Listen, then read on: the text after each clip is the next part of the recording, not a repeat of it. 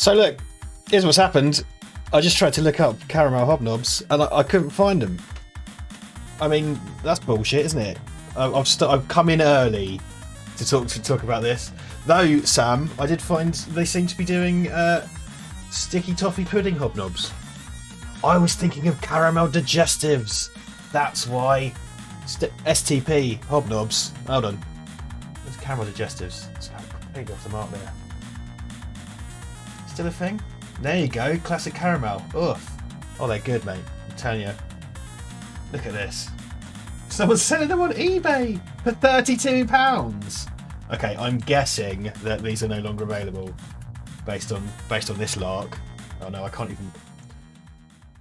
YouTube thinks I'm spamming my own chat. So I'm caramel digestives. I'm full on health wanker at the moment, so I'm not having biscuits. Rich tea can get in the bin. Yeah, I mean I'm not going to disagree with that. If you're watching this on playback, I've come in early for biscuit talk. Yeah, I'm not gonna. I mean, I'll take one. You know, it's not a pink wafer. That's the absolute shit box of a biscuit, isn't it? You don't want a pink wafer. But again, I will take a pink wafer.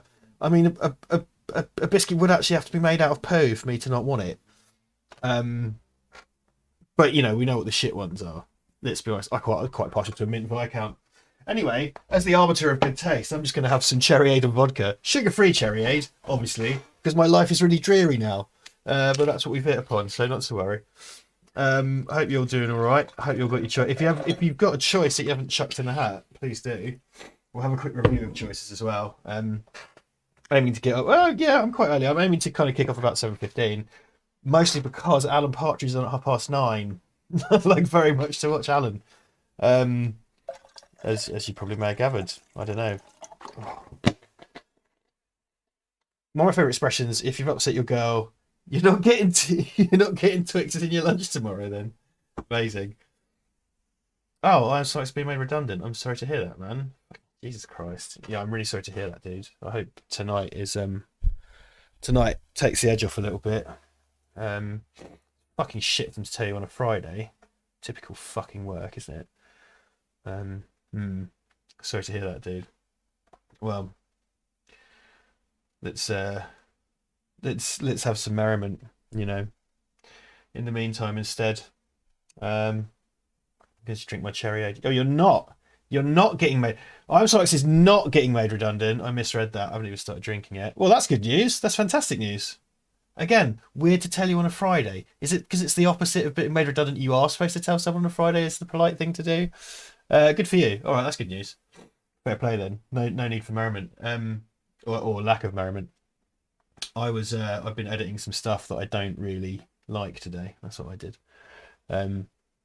Just stuff that doesn't make sense to me. The logistical element of editing the video is fine. It's just the content within. I just don't. I'm not the demographic for it. It's what sometimes happens. One person was picked, not me. We will make the following layoffs in alphabetical order. Simpson, Homer. That is all. There you go. Simpsons references. Everybody knows that. Everybody knows that. So biscuit talk. I've had some Japanese Kit Kats that are quite interesting. I'm all right, Sam, man. I'm good. Bank holiday, innit? So I'm supposed to go and stay. I'm going to go stay with Simon in Brighton and do the colour grade for the film. Hello everyone. Did this start early? Yeah, we started a bit early, Dan, but we won't kick off the film till 7:15. Yeah, good news about Robodoc. So I've not been allowed to say anything, but I've known about Robodoc's good news for a couple of weeks now. So if you haven't heard, they finally got Peter Weller. Director Chris hit me up with a little message the other day, and I've had to keep sat on it because it was big news. That's cool. Yeah, it's really exciting actually. I mean, I think they won't mind me saying that he did give a really good interview, and Chris kind of feels like it's really going to transform the film. So that's an interesting thing to know. I've seen a few wee bits of it, and yeah, it's cool. It's really good. Sean Offridge, you're working to finish these pages of the sex comic I'm being paid to do, so I get paid. So far I've kept it hidden from my mum because she keeps asking how the book is going. I assume that's the genie thing you were putting on Insta. With the bulbies. It's got bulbies in it. Hey man, good for you, getting paid. Oh, sorry, I just found a kind of ring on my glass. A disconcerting ring, but I do believe it's from the fluid that I've currently put in it. Yes, it is. Well, that's reassuring. With one person, they've out the other duck. It seems a lot of people are doing their RoboCop projects now, and I can. I know I've got a kind of dog in that race, but I've seen huge chunks of RoboDoc, and I've seen some stuff that, you know, and I helped film some of it. It does look fucking great. But then again, I suppose I'm biased. Though to be fair, I did actually back it 5 years ago for everybody else before I met I didn't meet the guys till like 3 or 4 years after I backed it, let alone work with them. Actually, I met them at the fucking airport. So that's how that happened. I think I said, hey, $55 a page, it's not bad, mate. Oh, actually, no, I don't know. Comics, it probably is quite bad. I don't know. But hey, good for you. Fuck it, mate. Get paid. That's the bottom line. Like I say, I've been doing some kind of stuff for freelance that I'm not mad about, but pays the bills, doesn't it? Keeps me off the gyros. Andrew Cappett's in. What's up, man? How you doing? Welcome. If you haven't thrown in a suggestion, the wheel is ready. I can add to it. No, that's digested. I thought I was so clever. There's the wheel. Pleasingly, guys, if you were here last time, I've come back to the wheelofnames.com, and our old list was in there, which was kind of sweet. They're doing a Voyager Doctor, says Sam. Oh, awesome. Yeah, nice. I really enjoyed the DS9 one, assuming you mean Star Trek Voyager. I really enjoyed What We Left Behind. And they got in, you know, just before a couple of kind of tragedies happened, which is kind of nice. Oh, Mouth of Madness. Yes, Sean, you did say Mouth of Madness, so that's why I asked.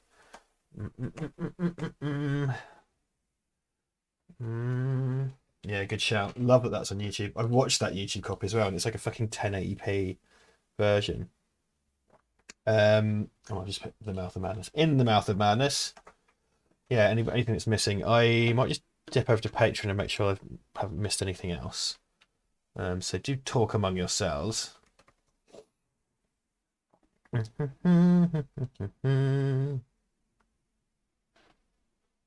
Patreon is a very slow website. It's a very slow app as well. It's a bit of a pain in the dick. I'm not gonna.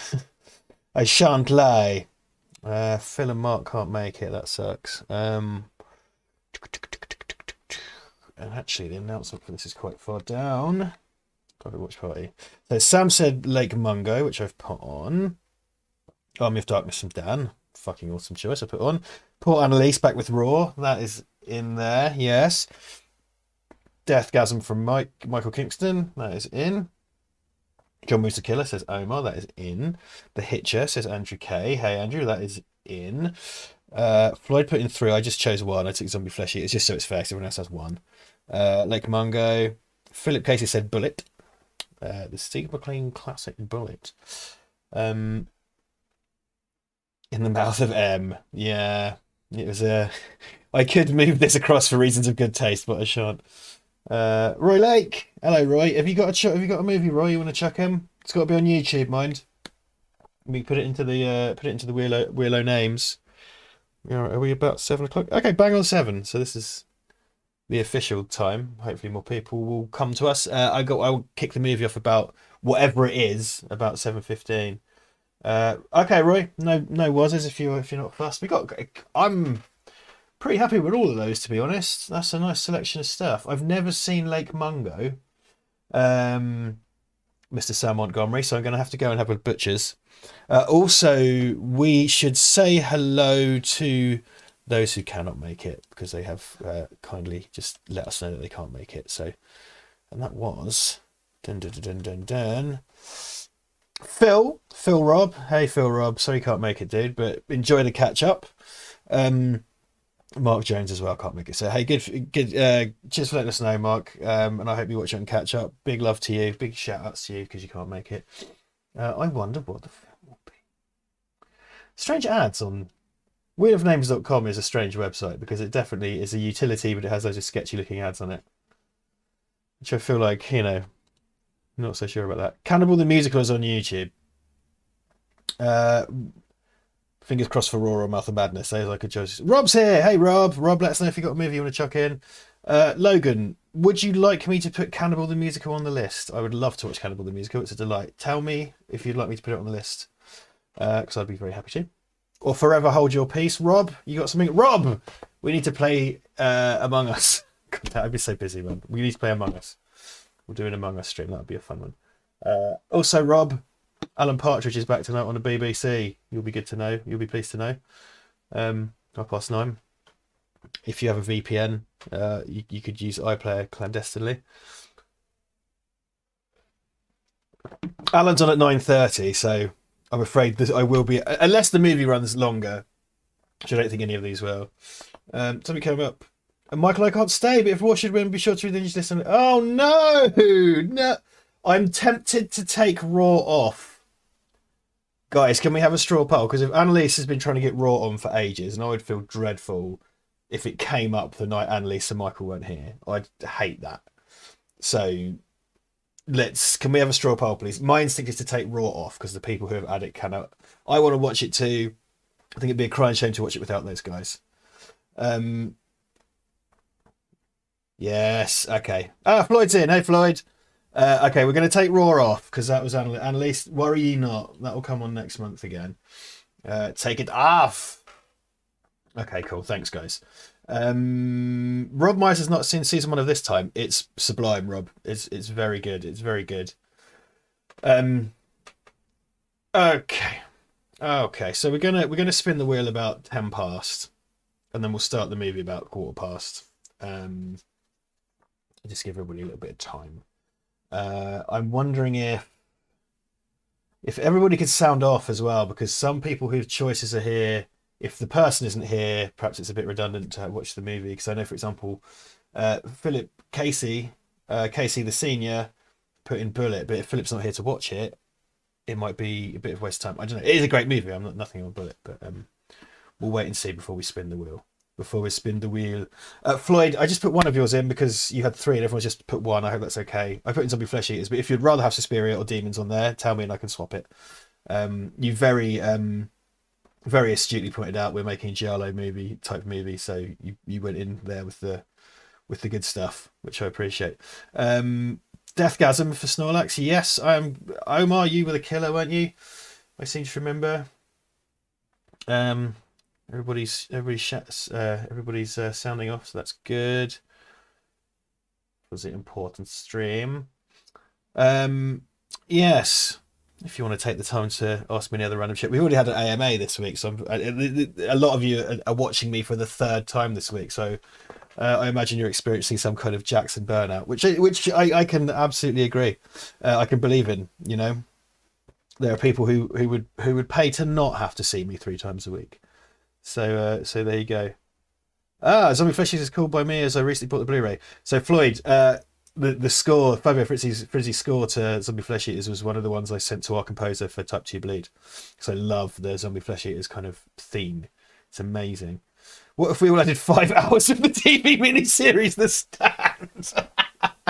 Oh, that would be monstrous. Petter! Hey, Petter! Petter, chuck a movie in if you want, dude, as long as it's on YouTube. You're most welcome. We're going to kick off. I'm going to spin the wheel at 10 past. You have 5 minutes.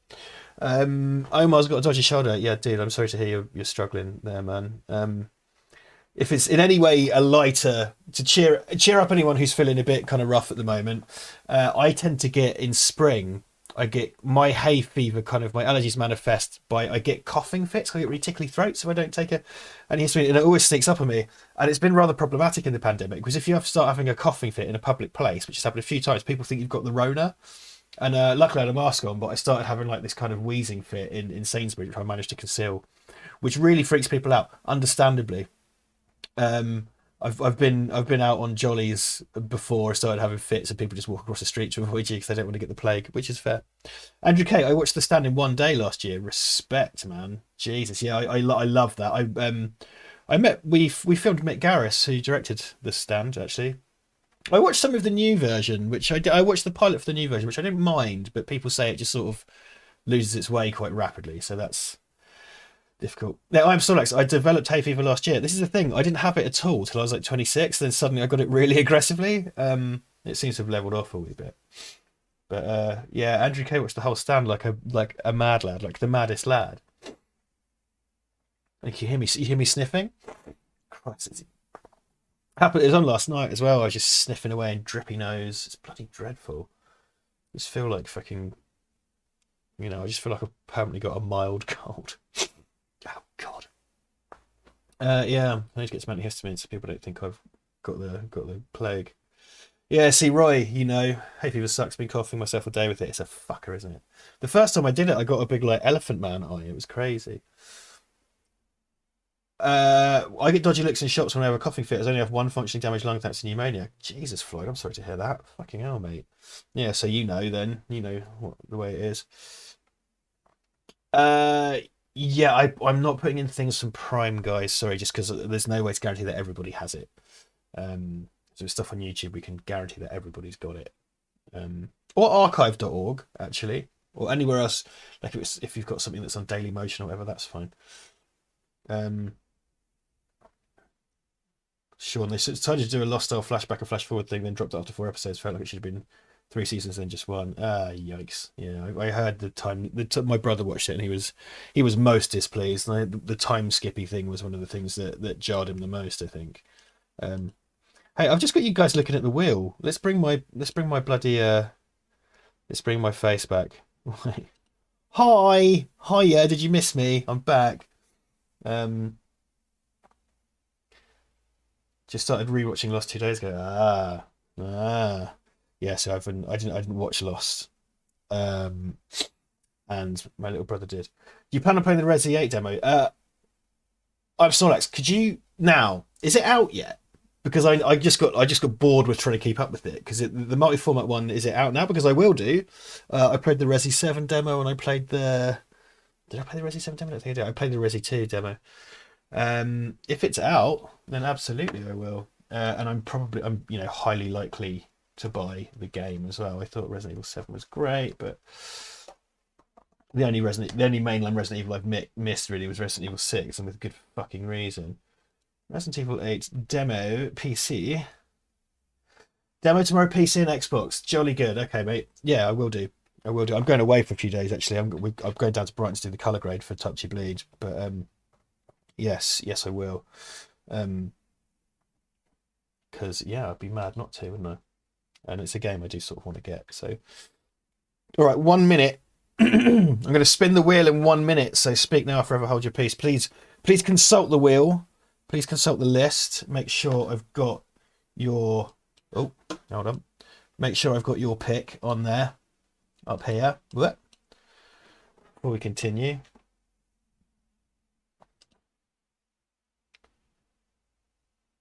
Mars Attacks. Is Mars Attacks on YouTube? If Mars Attacks is on YouTube, I'll put Mars Attacks on. It is weird what's on YouTube just now. Oh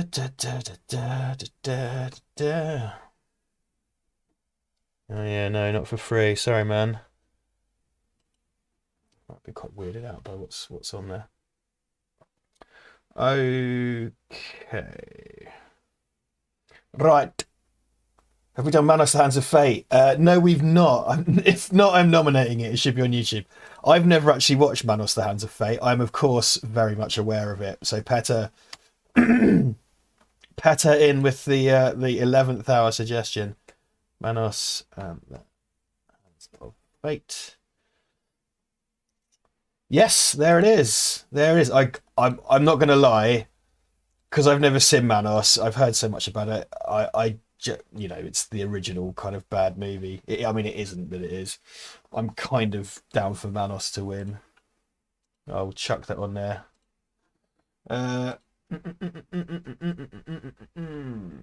Manos: The Hands of Fate. Cool. Okay, so I'm going to spin the wheel. I think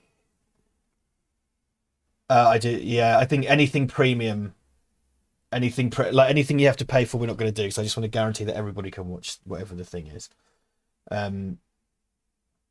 Okay, so I'm gonna spin. I don't think Mr. Casey Senior is here, so I might take Bullet off because I just don't think he's here, and I don't want to watch it without him. Let me just check. Philip, if you're here, if you could make yourself known, that would be good. 2, 3, 4, 5, 6, 7, 8, 9, 10, 11, 12. Because there are 4 silent people in the room. If you could make yourself known, Philip, if you're here. So I might take bullet off for when you are here, because I don't want you to miss it.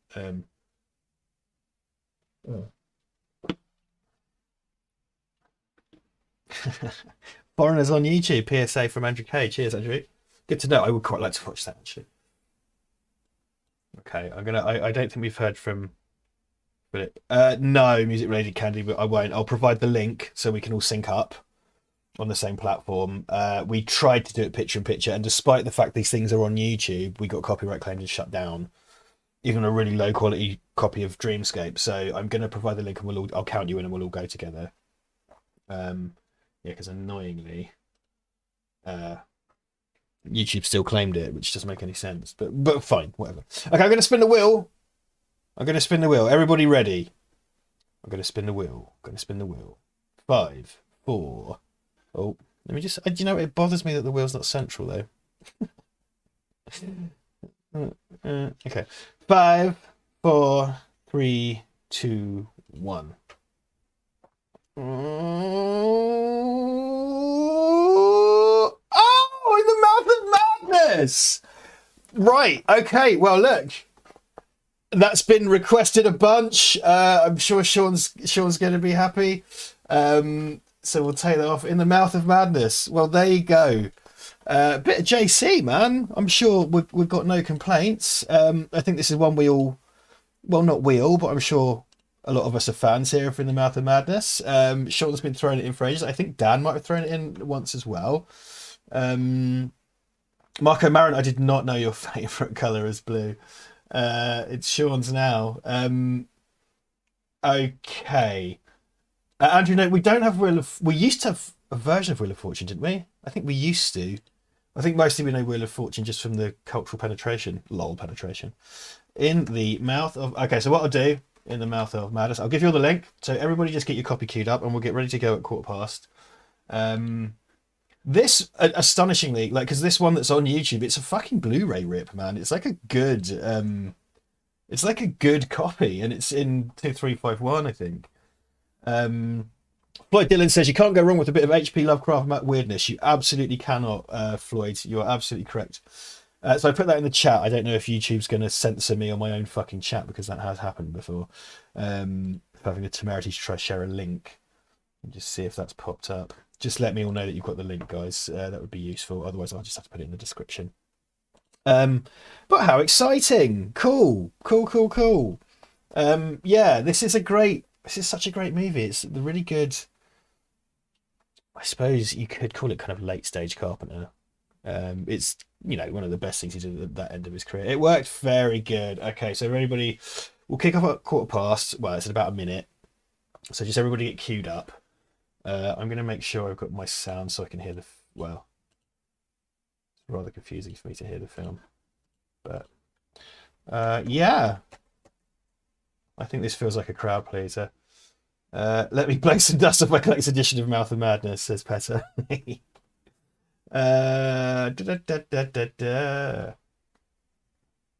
Yeah. It's exciting.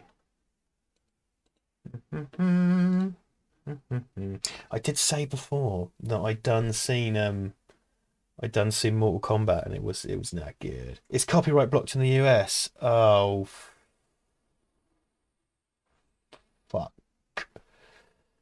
How do we hack this? Let's not fuck Andrew K over. Okay, Andrew. Logan can't. Okay, don't worry. Don't worry. I have a plan. A plan that could get me in a lot of trouble. Yeah, Logan, do either of you Logan and Andrew, do either of you guys have a VPN? Because that would do it. Otherwise, I have a plan. Oh, Logan, no. We're not gonna hang you out to dry. That's not the Val Verde way. Goonies never say die, man. Okay.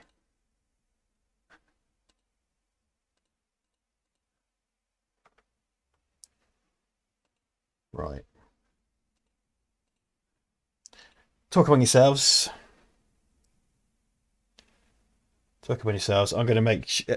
Can anybody who is an American, please, Logan? Are you sure? Because I can make something happen. Anyone who's American, put your hands up in the chat, or not in Britain. Anyone who's having copyright issues. Andrew K's got it. Okay. Colin McLean. All right, everybody. So Colin, Rob. No. Don't worry. I got this. Colin and Rob. You need to go to your Patreon chat. Yes, you need to go to your Patreon chat. You will shortly be receiving a link that you must never tell to anybody, on pain of Richard going to jail, because that would suck, wouldn't it? You don't want me to go to jail, unless you do want me to go to jail, which I'd feel kind of bad about. I don't want to go to jail. You know what I mean? It'd suck. Nobody tell anybody what happened. Nobody likes a grass. All right. So Colin and Rob.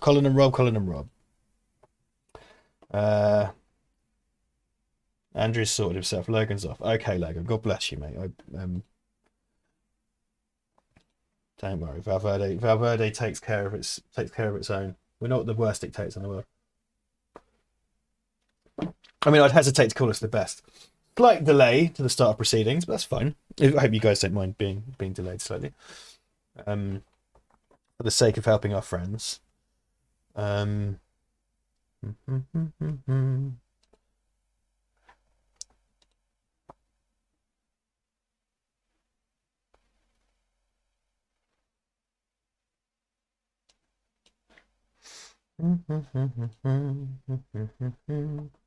It's a trap, Oliver Harper in disguise. Talk among yourselves. I mean, I could, yeah, I'm not going to risk try streaming it again because it went to shit last time. Last time I tried that. Because it'd be just so much better, wouldn't it, if I could play it through the bloody thing.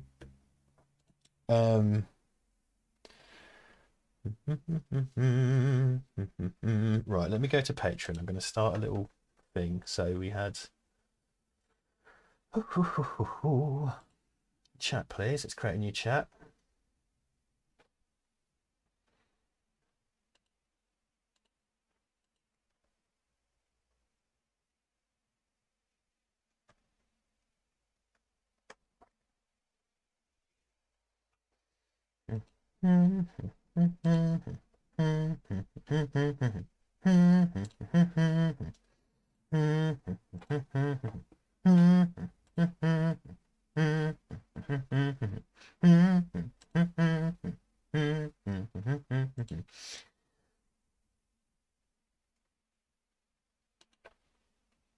Colin McLean.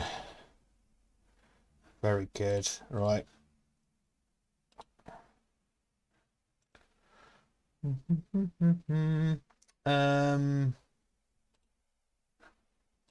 No.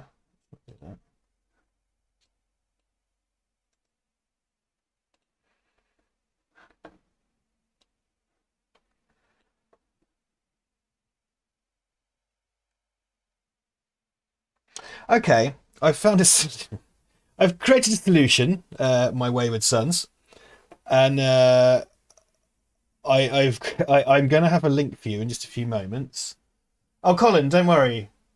Well, unless you have already. But I've made a solution for Rob and Colin. I don't want you to spend any more money, so please, because you're already paying. If you can wait 6 minutes, I've already opened your respective Patreon inboxes to furnish you with a link. So please don't. I've got a link coming to you in 6 minutes' time, so please don't spend any money because you're already paying to be here. What I'm doing may be unethical, but please don't report me to the feds. That would be good, if you don't mind.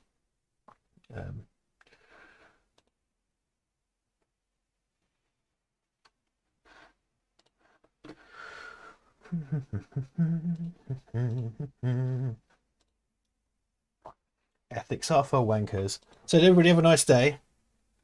You ready for the bank holiday? It's a national, for American friends, it's a national holiday here, starting well, kind of tomorrow till Tuesday. Colin, I'm conjuring dark magic. Sam, that wasn't techno. That was a slack rendition of the bass line for the theme from Bullet by Lala Schifrin. Did they?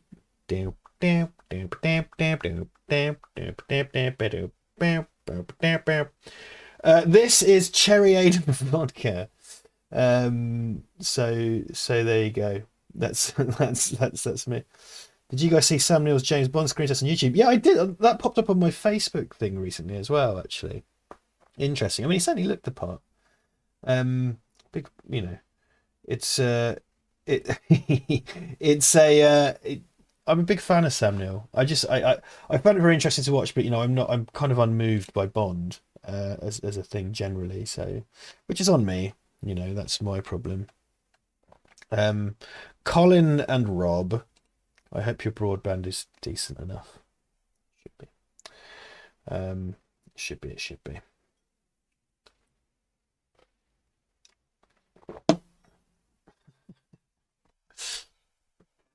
So this is quite important though, because we've spotted a flaw, haven't we?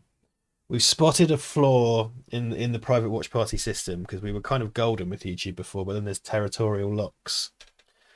So really, I might have to vet the list of films to see what's blocked there. What's the picture next to my cereal box? Oh, this is a picture of what? This is a picture of Lance Vance from GTA Vice City, which was a prop in our movie. This normally has a copy of the British nuclear guidance pamphlet Protect and Survive in it, but I borrowed the frame for the film. I need to put Protect and Survive back in there, really. Camo. So you go, Lance Vance. Lance Vance, everybody. Lance Vance. My sister won a competition on GMTV when Jurassic Park was released. Sam Neill picked the winner. Well, she won a massive inflatable dinosaur. That's kind of awesome. It's my night off. I got a call asking if I'll be willing to come in for an 8-hour block of overtime, trying to decide whether it's worth it or not. Could be a chunk of change, man. 8 hours. It's whether or not you want to go to work, ultimately, isn't it? That's the bottom line, really. I mean, yeah. When I worked for someone, I used to hate going into work, even if it meant more money. It just was like, ugh.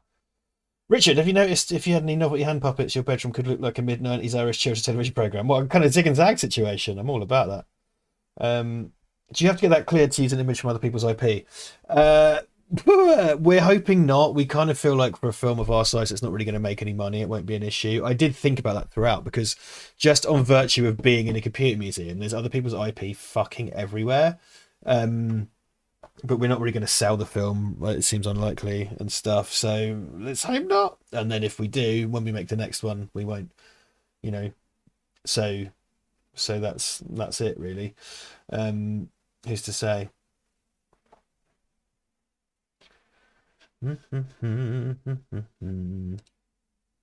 minutes left, guys. And just Colin and Rob have to sort something out from their end, and we should never speak of this again on pain of death. I don't think they'd shut the channel down. I think they would just come to my house, kick my door in, and shoot me. Whoever they are, I don't know who owns. It's New Line Cinema, isn't it? So I think that's under the auspices of Warner now. Who are just not defending their copyright. This has been up for 4 years, right? It's had 500,000. It's been up for 6 years. It's had 500,000 views. Like, how many sales lost is that? That's insane.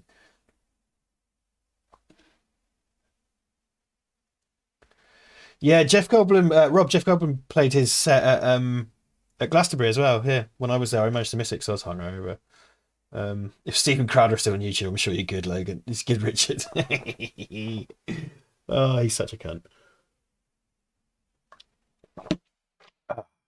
John Carpenter put in a cloud of smoke. I have to get my smoke machine out. I don't have any more show and tells. Oh, look, this is good.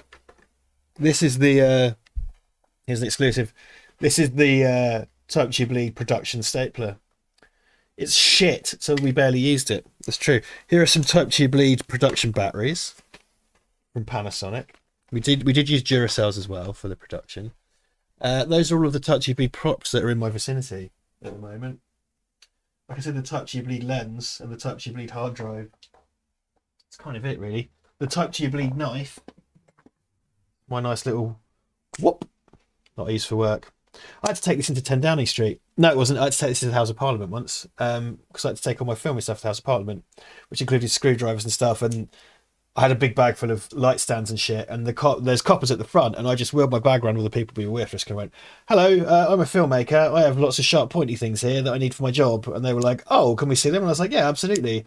And they were like, oh, and I think because I just went up and honestly said I've got sharp, pointy things, I'm not trying to assassinate anyone.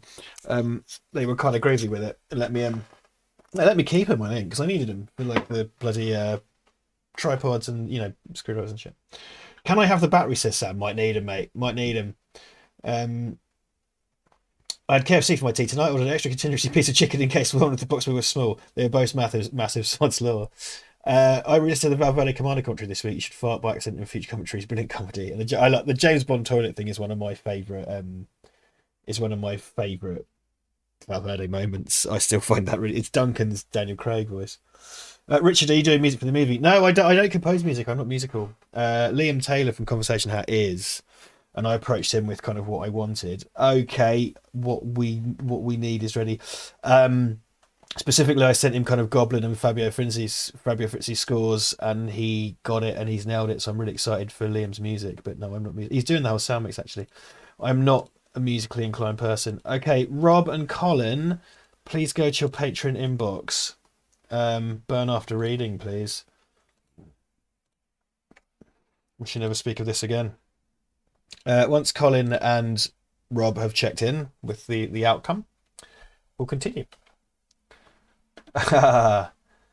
Floyd's daughter's in bed. That's cute. I remember she kind of semi-joined us before, didn't she? For I can't remember. We talked about her favourite moment in Die Hard. It was really sweet. Yeah. So Rob and Colin, please. Since you're waiting, did you see the digital Duncan I put on Twitter? No, I don't use Twitter anymore. I will go immediately. I'm very interested to see this. Oh fuck! I've got like 9,000 notifications. Okay, let's just. I'm gonna scroll down. Tap X to bleed. What is that?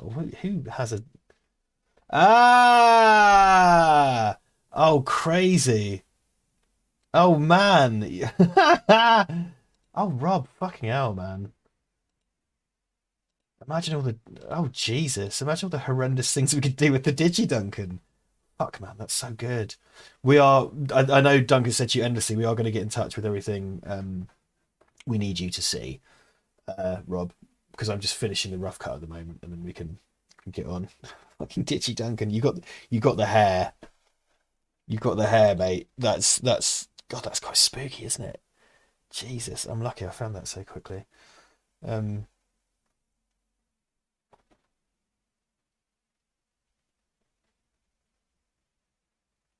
I love the Terminator commentary bits. Ian McKellen and the Mormon Terminators cracked me up. That was that was good fun. Colin's got it. Sweet. Rob, can you just confirm and we'll crack on? We're at the mercy of Rob's broadband.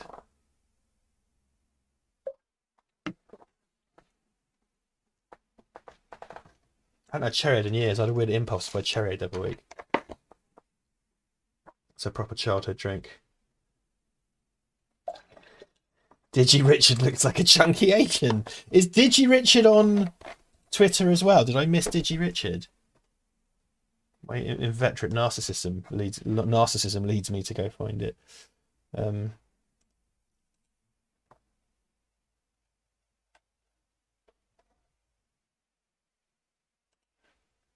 confusing it with Handsome Duncan with all his hair.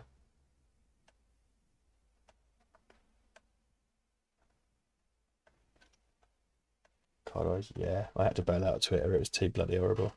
People still following me though. It's like, dude, man,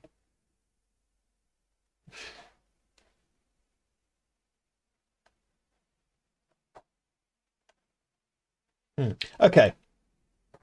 Rob got it. Okay. Cool. Okay, guys, if we're all ready then for In the Mouth of Madness, I'm going to count in from 10, which should account for the latency. I want to see Chunky Asian Richard, Rob. Damn it! I want to. I'm going to count in from 10. All right. So if everybody's hovering on your play buttons, that'd be jolly good. So 10. I'm going to say play.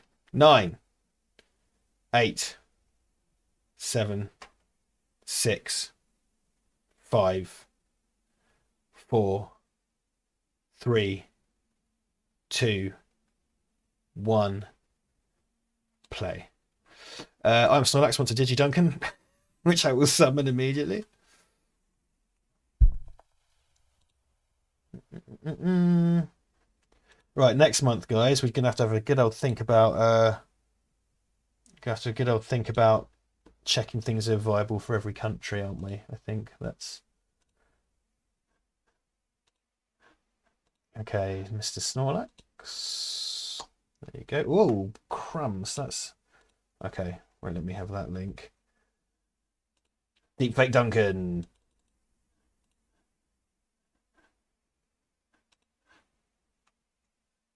Oh man, what's up with that?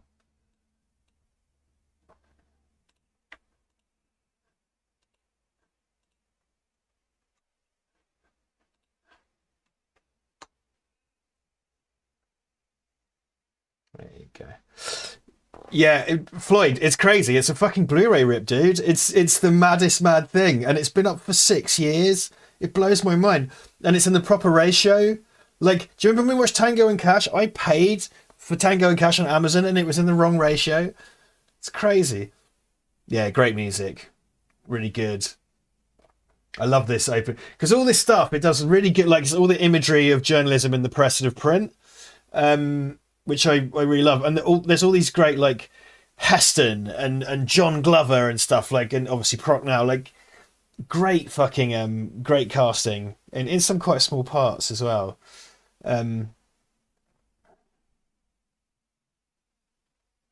America has a ton of films free with ads available on YouTube. That's not an option in the UK, says Dan. Yeah, that's weird.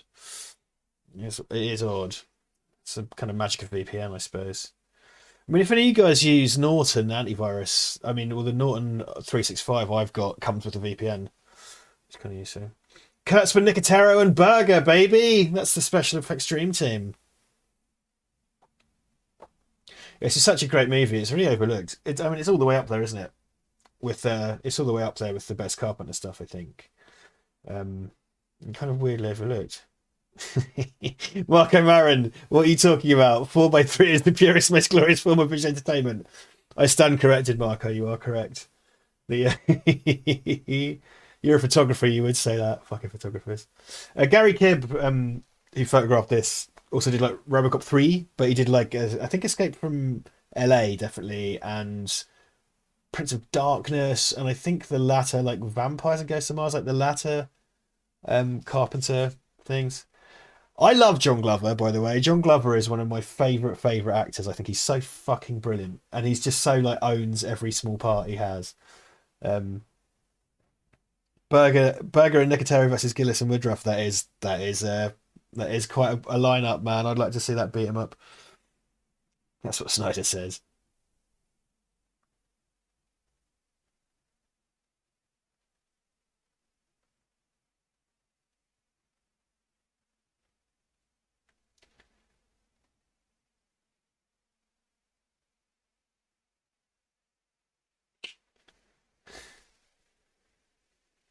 I love his crazy haircut as well in this.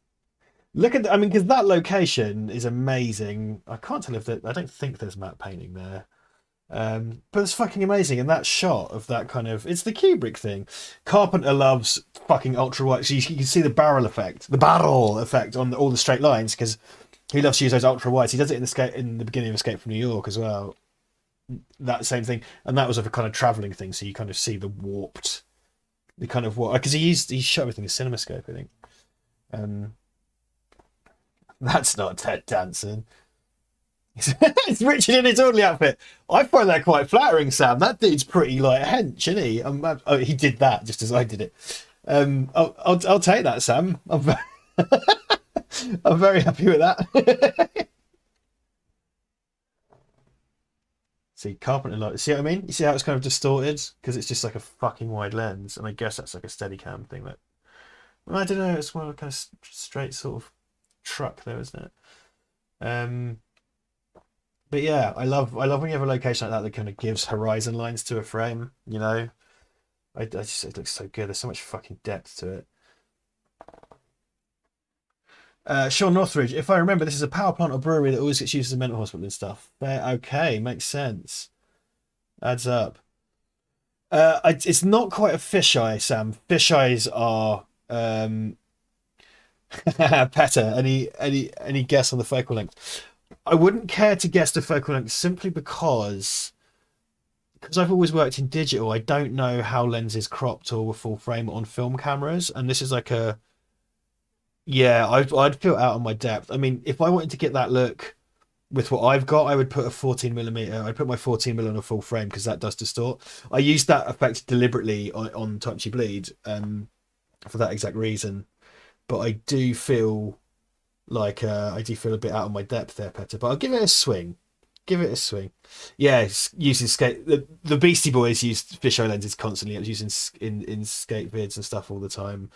Yeah, Mark. I don't know, Marco, what you think. I know because you're a stills guy, really, but that looks fucking wide, doesn't it? I mean, again, my 14 mm on a full frame distorts. So there's loads of things in Touchy Bleed.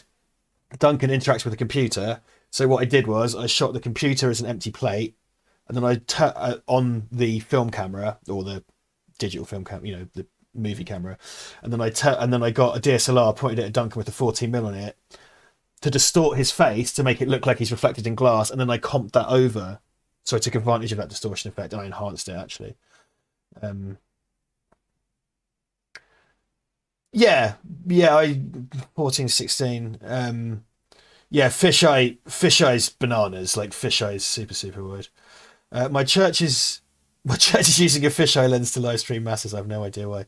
It's funny, I'm sorry, it's because a lot of the Black Magic groups I'm in, because Black Magic stuff's kind of the great David Warner as well, lest we forget. A lot of the camera groups I'm in have people who live stream for their churches, and some of them are doing like these hyper pro setups, really nice and proper lighting, and because people share like stuff they've directed in the group and whatever.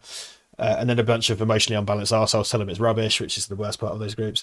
But some of the church stuff is really amazing because they've just got really expensive setups that someone's, volunteered.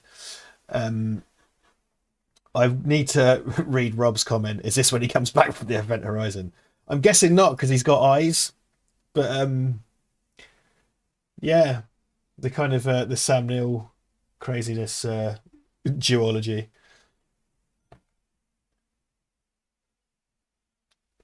David Warner always reminds me of Patrick Troughton. He has he's like an elongated Troughton, isn't he? Particularly because he quite often had that sort of hair. Start of COVID, it was on a potato, but it improved. Fair dues. Yeah, fisheye's a bit crazy. I suppose you see everything.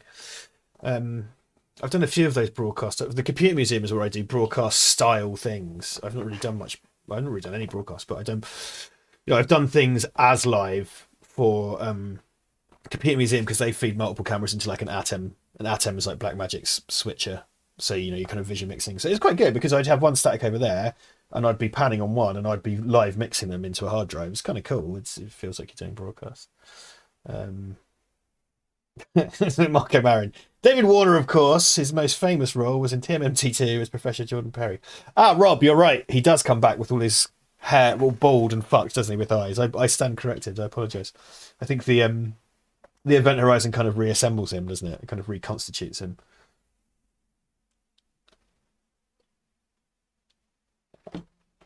The asylum is a water filtration plant, says Sean, and it was used both inside and outside. Fair dues. He's got an iron cross on his head. Has everybody seen this, by the way? I don't want to chuck out spoilers. I'm going to assume everybody's seen it. Because they revisit these locations at the end, which is kind of neat. I really like that.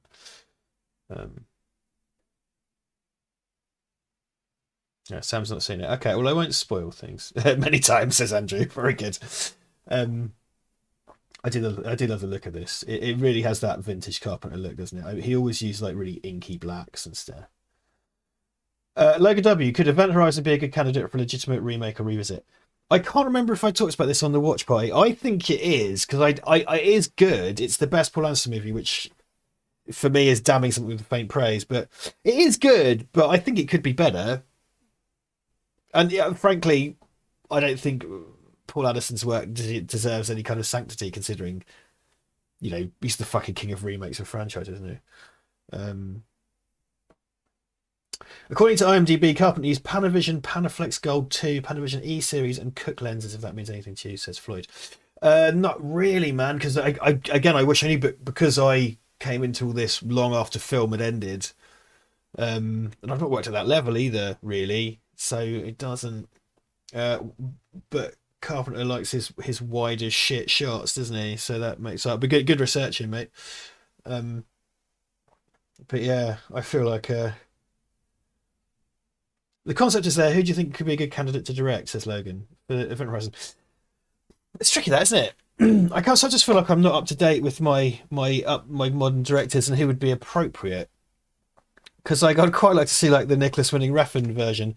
I'd quite like a version by I fucking was talking about him last night on the Partridge thing. Adam Wingard. I'd quite like to see the Adam Wingard version. I think because the guest had kind of sci-fi elements to it. I'd like to see that. Well, it probably will be purple, but Peter Jackson. Oh God, Peter Jackson's one would be crazy. Michael, Guillermo del Toro's Event Horizon, yes or no? I'd be there for it. I'd be there for it. Yeah, man. Why not? I tell you what, Nacho Vigalondo, who directed Colossal and Time Crimes, I'd like to see his version. I really, really liked Colossal. I thought Colossal was really good. Have it all set in Yorkshire but in space. I mean, Jason Isaacs, as I said last night, he does his whole Death of Stalin as a Yorkshireman, didn't he? I'd like to see, just bring back the whole original cast, 25 years older, doing Yorkshire accents. There you go. Yeah, to be fair, that is a bit like good old Brian. What's his name? He's fucking northern as shit in that, isn't he? Felix will never say never again. Yeah, he's John Carpenter. He's in They Live. Carpenter uses him a few different times, doesn't he? Yes, that is my degree. I know it's a bit poncy to have a degree on the wall, but I fought really hard to get my degree, so there it is. Oh, Rob's added Digi Richard to the post. Oh my God, gonna hit refresh, baby. Yeah, I see what you're doing. It's pretty good though, dude. I mean, it's clear who it is, like no question. Even though you've given him no chin, it's too much chin. Never underestimate how little. Never overestimate how much chin I have. That's great. It's fucking good, dude. Like I tried 3D modeling. I tried to learn Blender, and I found it so difficult. I don't know what it is that I can't do. I'm getting, I've started doing things on the Z plane in After Effects. Using the Z plane more and being in 3D space. So I've done a few 3D bits, but not building 3D models. That to me is like, it's like magic. It's like fucking alchemy to me. How you guys do that?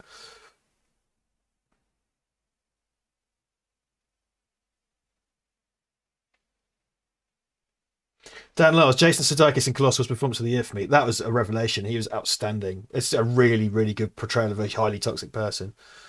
Um, I gave him the minimum chin allowances, Rob. No game is ready for my lack of chin. Oh, amazing. I love this scene, by the way. It's fucking great. Justin Benson and Aaron Moorhead, who directed The Endless, my pick for the Event Horizon remake, says, Michael, I haven't seen The Endless. Tell me more.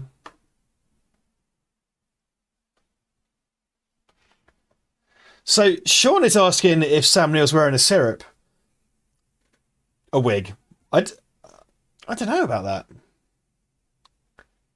Do you read Sutter Kane?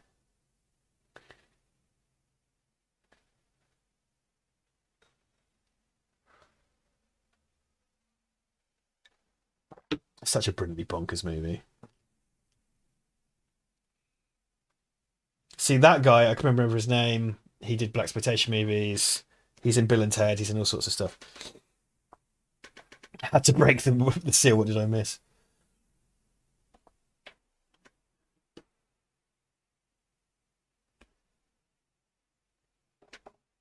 I had to do a module of Blender at uni. It was always at 9 a.m. on a Friday after Thursday night student nights, discussing scheduling. We always had screenings Friday morning at like 9 o'clock, which was kind of awesome because we could just, what we would do if we gave a shit, we'd watch the film in our house the night before we went out to the pub. Wallop. There's a great thing about screenings because we were such fucking nerds. We usually owned the film in question, so just watch it and then, you know.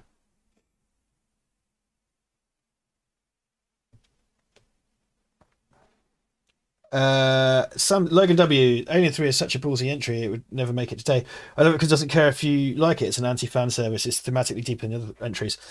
I really came round. Here's Chuck. I really came round to Alien 3 when they released the work print cut. The work print cut is so much better, and it really feels like, despite everything going against it. I mean, because Alien 3 really tells you to go fuck yourself straight away, and I really hate what they did to the characters that they killed off. It really sucks. But the film itself is great, and it looks amazing. It's a really beautifully shot film. So fucking nihilistic, man. It's just relentlessly bleak. I love that. You see that Sutter Kane stand with Cthulhu on top? That's so fucking cool.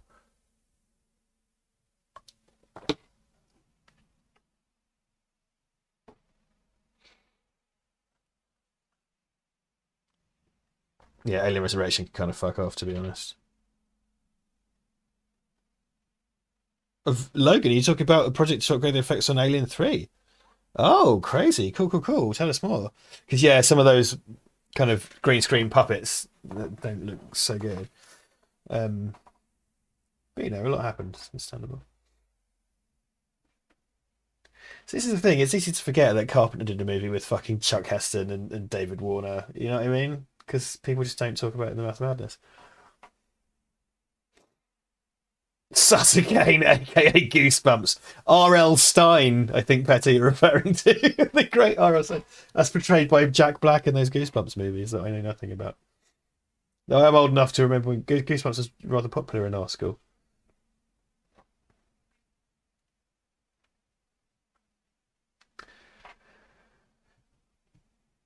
I really want to get those Sutter Kane prop books this guy makes on Etsy, but they need £200. You get 6 of them and they look legit. Man, that does sound pretty cool. Someone does the same thing for Simpsons props. So like the you're going to die book and unthreatening. Was it Unthreatening Boys magazine and stuff? Those are quite cool. I do like things that have dropped out of another dimension. So I pull this out quite a lot. That's one of my things that's dropped out of another dimension. It's hardly surprising that I own that, is it? Same goes for this, which loves to fucking just take a tumble because it's so fucking heavy. But I cannot understate how much heft the Mark One Lawgiver has. It's fucking crazy. Like, when I used to work for a salary, I could just do things like buy a toy gun. Be stunned to learn that's never helped me get laid. I know, it's madness, isn't it? Can you even imagine? It's not the mouth of madness. But there you go. I'm just listing things.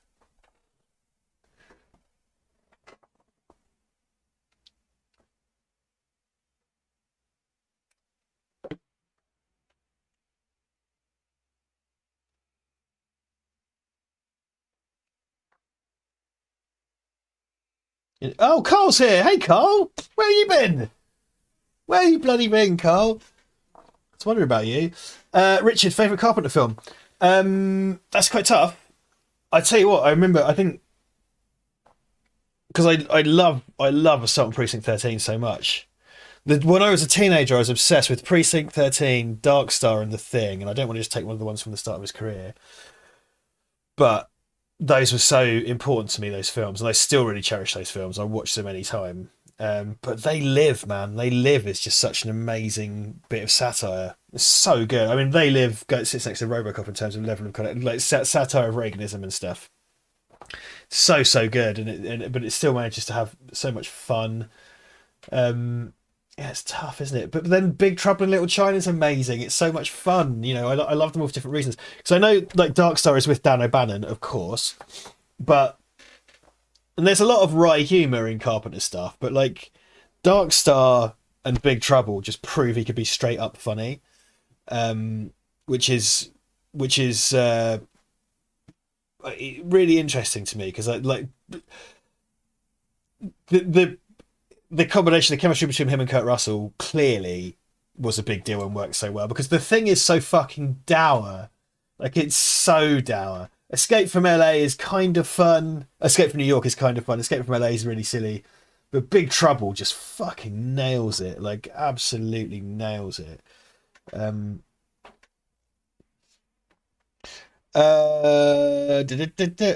McLean, Charles Heston, aka Nick Fury from True Lies. Exactly, precisely. What's Sam actually saying? Hi, Rich. There's always a squad of judges roaming Bloodstock every year, arresting us citizens. Way cool. That is way cool. I do love when I see judges at Comic Cons and stuff. I mean, get deep cut judges. People walk around as soft judges and stuff, which is awesome.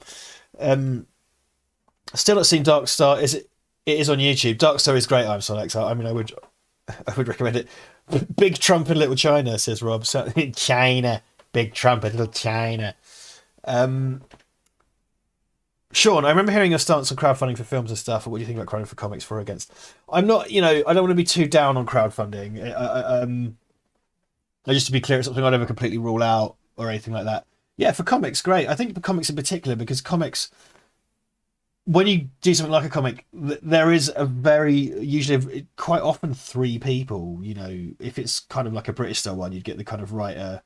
Well, in a British one, really, you get the writer and the artist. But like if it's in a 2000 style, but then more American things, you probably have like a writer and a penciler, an inker, and a colorist. So it's going to a smaller team, and I think there's more accountability in that. But what do I know? Dan O'Bannon is a peculiar character for me. He always pushes an idea and ends up in a supporting role. Had only been fully Dan O'Bannon, I don't think. Well, I think, Logan, we would have got, Star Beast, wouldn't we? We'd have got the more kind of Corman-esque one. I love, Return of Living Dead is so brilliant. It's so subversive and it's so silly and it's pure Dan O'Bannon. And I've met some of the cast of Return of the Living Dead, and they do say he was. I mean, it's in the dark and stuff, but he was the maddest cunt. Like, he was just the maddest mad cunt.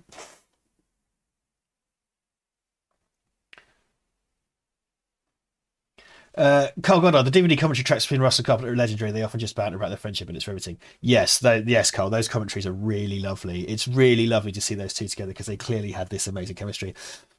It's that the ones I used to like when I was younger were those, and anything that was Raimi and Campbell. And I can't remember how it goes. I think it's like Evil Dead 2 is where they're on a track together. But on Evil Dead 1, I think Raimi and Tapper are on one commentary track and Campbell's on the other. So you have to listen to them both to hear them making digs at each other. It's fucking brilliant. It's so much fun.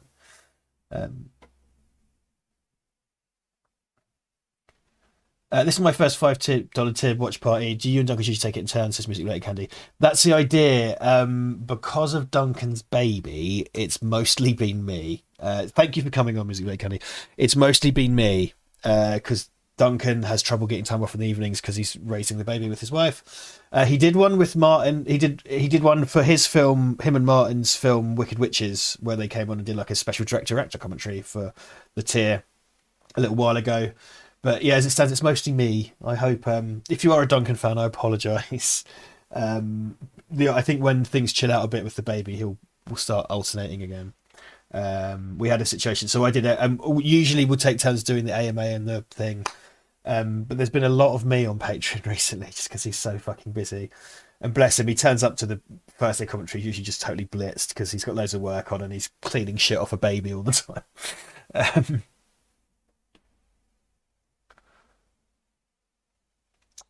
Sean Northridge, I'm still debating on doing one for the book I'm working on. The tax end of it is a nightmare to find it for one. Yeah, I know nothing about that. So I don't know.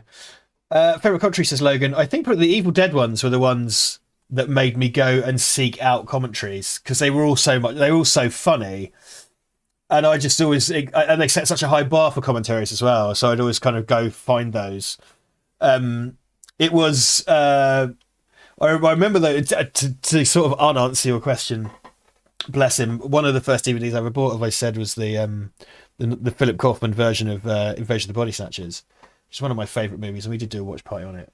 And when I put Kaufman's commentary on, and I should try again as an adult and try it again, But I just remember it being this most powerfully boring commentary, just like insanely dry.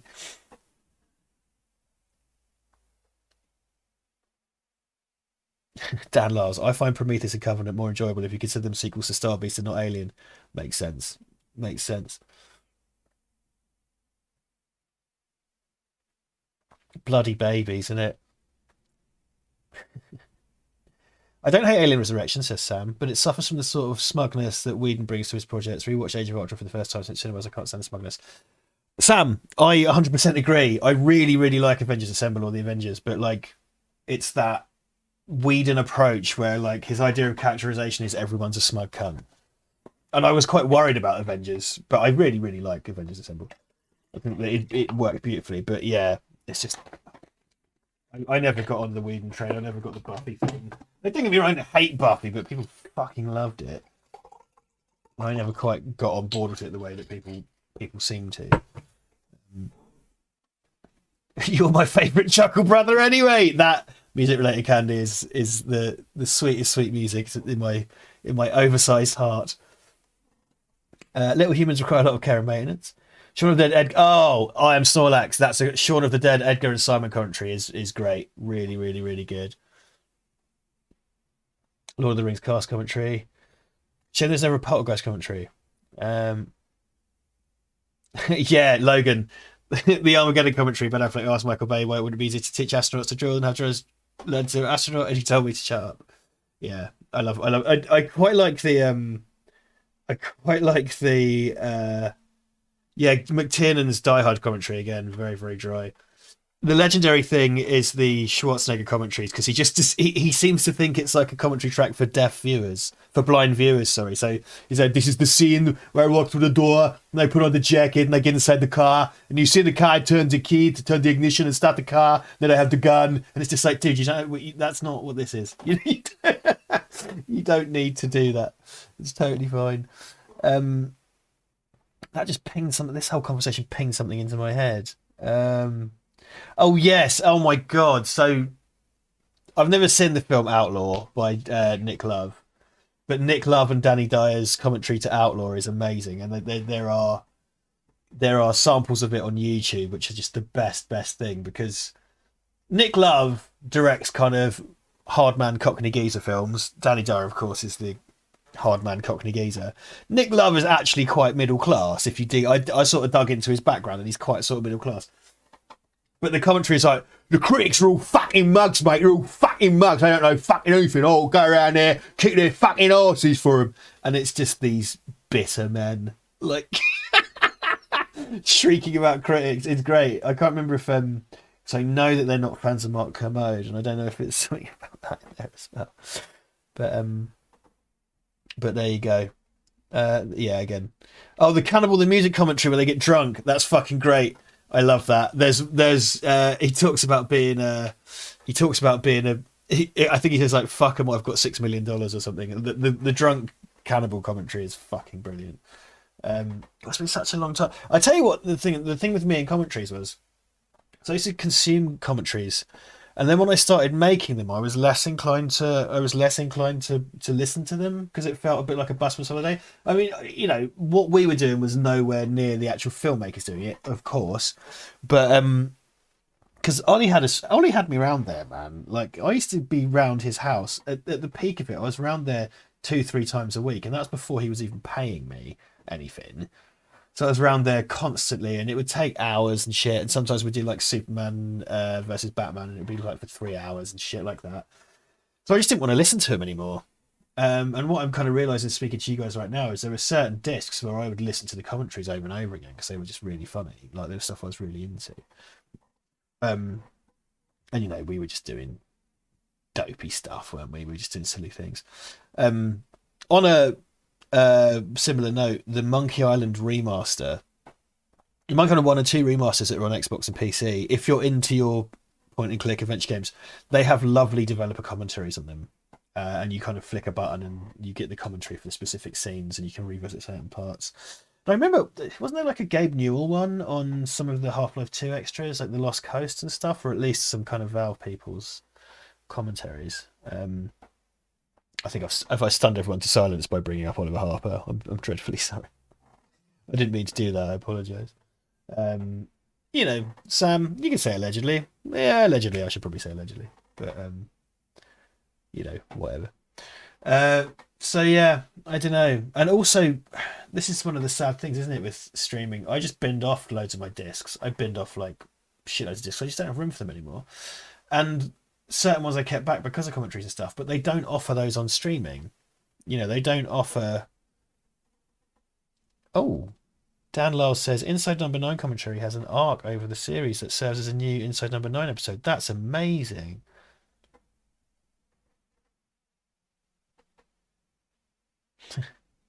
I prefer listening to commentaries to 70s and 90s films, says Floyd, as the directors and actors are more relaxed and not afraid to slack each other off. Fair enough. Yeah, yeah. Colin, I downloaded all the commentaries and still listen to them. So many great and funny moments from the three of you. Yeah, I mean, I don't have any. I think somewhere I have a copy of the live show we did at Pimp Shui because I wrote most of that and we did like a live comedy show and it really worked. But I don't kind of have. Yeah, some people do have the commentary saved. Someone keeps kind of secretly uploading them and stuff. But it's nice that they exist somewhere. That's good because we did I think we did over 200. Which is insane to think about because they're kind of feature length, One of my favourite commentaries is The Speed, says Carl, but not Jean de Bont. Go to the producer writer commentary. They originated the project and talk about the original idea of Jeff Daniels being the mastermind. Oh, cool. That's interesting. Sam says, I thought Whedon reined it in just enough in the Avengers to be funny, but I can't say for the same for Ultron. Yeah, Ultron is dismal. Music related, Tony. Duncan told me you no longer have access to the Kindergarten Cop commentary because it was on Oliver's channel. You should do a Taylor Swift and re-record it. That was me, music related, Candy. That wasn't Duncan because you put a comment, didn't you? That was me, mate. That was me. Sometimes I forget to sign. We try to sign R and D to differentiate ourselves. So I may have forgotten. But that was me, my friend. I wish I had a copy of the episode where you gleefully discuss how awful Cloverfield Paradox was. I do have that. Actually, because the last run of Fix It in Post episode, I mean, I shot every Fix It in Post, but the last run was edited by me, so I do actually have that. But I can't release it; it's asking for trouble. Yeah, I don't have the original Risky Quiznesses anywhere, which I'm really proud of. I don't have access to those, though I did. I signed it, Duncan. Oh bollocks! Sorry, music related Candy. That must have been deeply confusing. Well, sorry about that. Oh yeah, Dan Larson is Anakin Skywalker. Hayden Christensen is in this, right? Is he that kid? Am I mad? I'm sure I read that Hayden Christensen's in this. I will do. I've got more Risky Quizness percolating in my head. I think it needs. I don't think the Christmas episode was as tight as it could be. Hey kids, late to the party. What's tonight's flick? We're watching In the Mouth of Madness, Mike. Yes, Hayden Christensen is Bike Boy. I'll give you a link, and I can give you a time code when you're ready. First featured film for Hayden Christensen. Did you guys see Shattered Glass, where he plays Stephen Glass? Oh, he's not the kid. He's later in the movie, says Sean. Contention. Shattered Glass. He was really good in that. I mean, no bother. I know to never slag you off to Duncan though on Patreon, just in case it's you. Ha ha ha. Yeah, he was great in Shattered Glass. I feel like he just needs the right director. I think it's very unfortunate to get this massive debut in this huge franchise where you're the kind of actor that needs strong direction, because I always felt that with him. I think you see George Lucas is such a non-presence, it seems, as a director. He just wants the visuals. He's not really directing actors. But Logan, you're in my head. Yeah, it's let's make this all about Hayden Christensen, but it's unfortunate, I think. But he seems to have done all right, doesn't he? What's the Terrence timestamp? Okay, Mike. There's not a lot of. Okay, it's at 34. When it hits 30, get your copy to 35 minutes. You have about a minute. I'm going to count you in from 10 to 35 minutes. Okay. So Mike. So 3, 4 siding it with that face.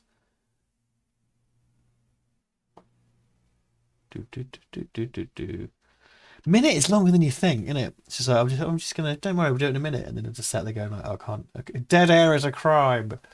Um, Floyd says, would you say it's a literary version of Videodrome? So the protagonist going mad by dodgy TV, Jonah goes mad by book. It's not a bad comparison. Yeah, I mean, I think there's a lot to be said there. I think, you know, it's nice to see. Videodrome was very much Cronenberg explicitly commentating on our relationship to media. Okay, Mike, 10, 9, 8, 7, 6, 5, 4, 3, 2, 1, now. It's vulcanized rubber. It's a vulcanized rubber posing pouch. Yeah, you know, this is because I think They Live obviously is commenting on society, and it has it's saying things about the media, or media rather than the media. This is very explicitly about literature, and you know they're obviously doing Lovecraft, but they're also doing, you know, the perception of, say, Stephen King, and movies love Stephen King, you know. But then like George Romero and he were actual mates and stuff and things like that. King got involved in Hollywood so hard, didn't he?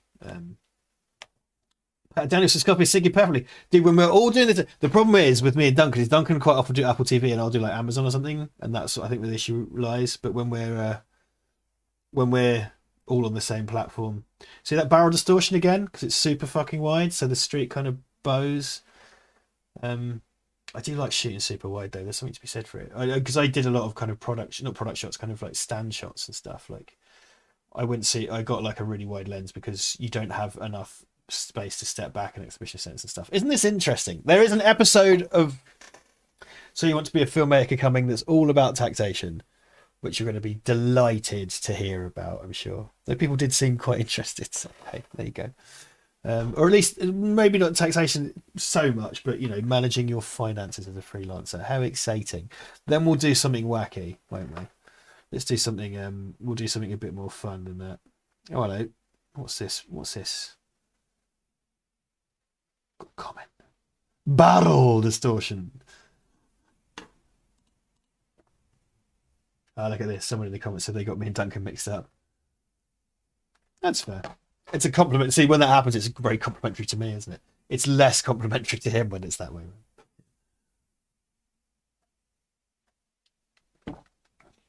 So, look, this is, you know, because he did. This is kind of like, you know, Children of the Damned, Midwich Cuckoos, which of course he did a version of.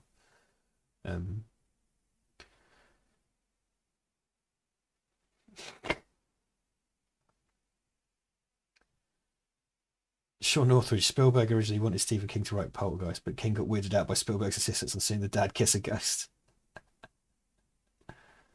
Oh, God.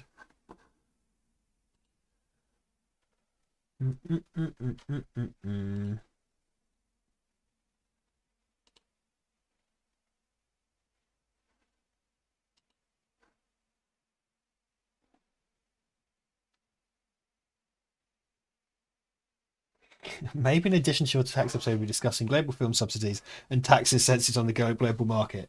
Okay, that was even that joke's above my pay grade. I was going to discuss self-assessment tax in the UK as a sole trader. That'll get him in, won't it? That'll get him wound up. That'll get him happy. Oh look, I've got Red Letter Media did an In the Mouth of Madness review. What's that got? Like nearly 1 million views. Fucking hell, those guys are flying these days, aren't they? I do like there's good spooky hotel in this. What's the origin of the barrel meme? I felt out of the loop for in-jokes. It's only probably got into the channel at the start of 2020. Oh, Music Lake Candy. I didn't realise you were so new. Okay, I'll tell you, like, honestly, Music Lake Candy, it's not as interesting as you think. We did an episode, I think, called, a very early lockdown episode, I think, called The Many Voices of Duncan Casey, where we did like a Skype chat talking about Duncan's impressions. And Alan Partridge has started rolling his R's for certain stuff, and Duncan couldn't think of an example, and he said the word barrel. And for reasons that escape us, that just, in terms of Val Verde micro memes, just caught fire. So people constantly we say battle all the time, and people say it back to us all the time, and it's all very fun. But we don't know why that caught everyone's imagination in the way it did. And again, these kind of Val Verde sort of nano memes. This is what happens. And Michael Small on our Christmas special held up a small plastic barrel. Now I feel bad when I don't pronounce it in the Val Verde way on streams and shit. Feels wrong. So there you go, Music Lady Canty. It's a weird one.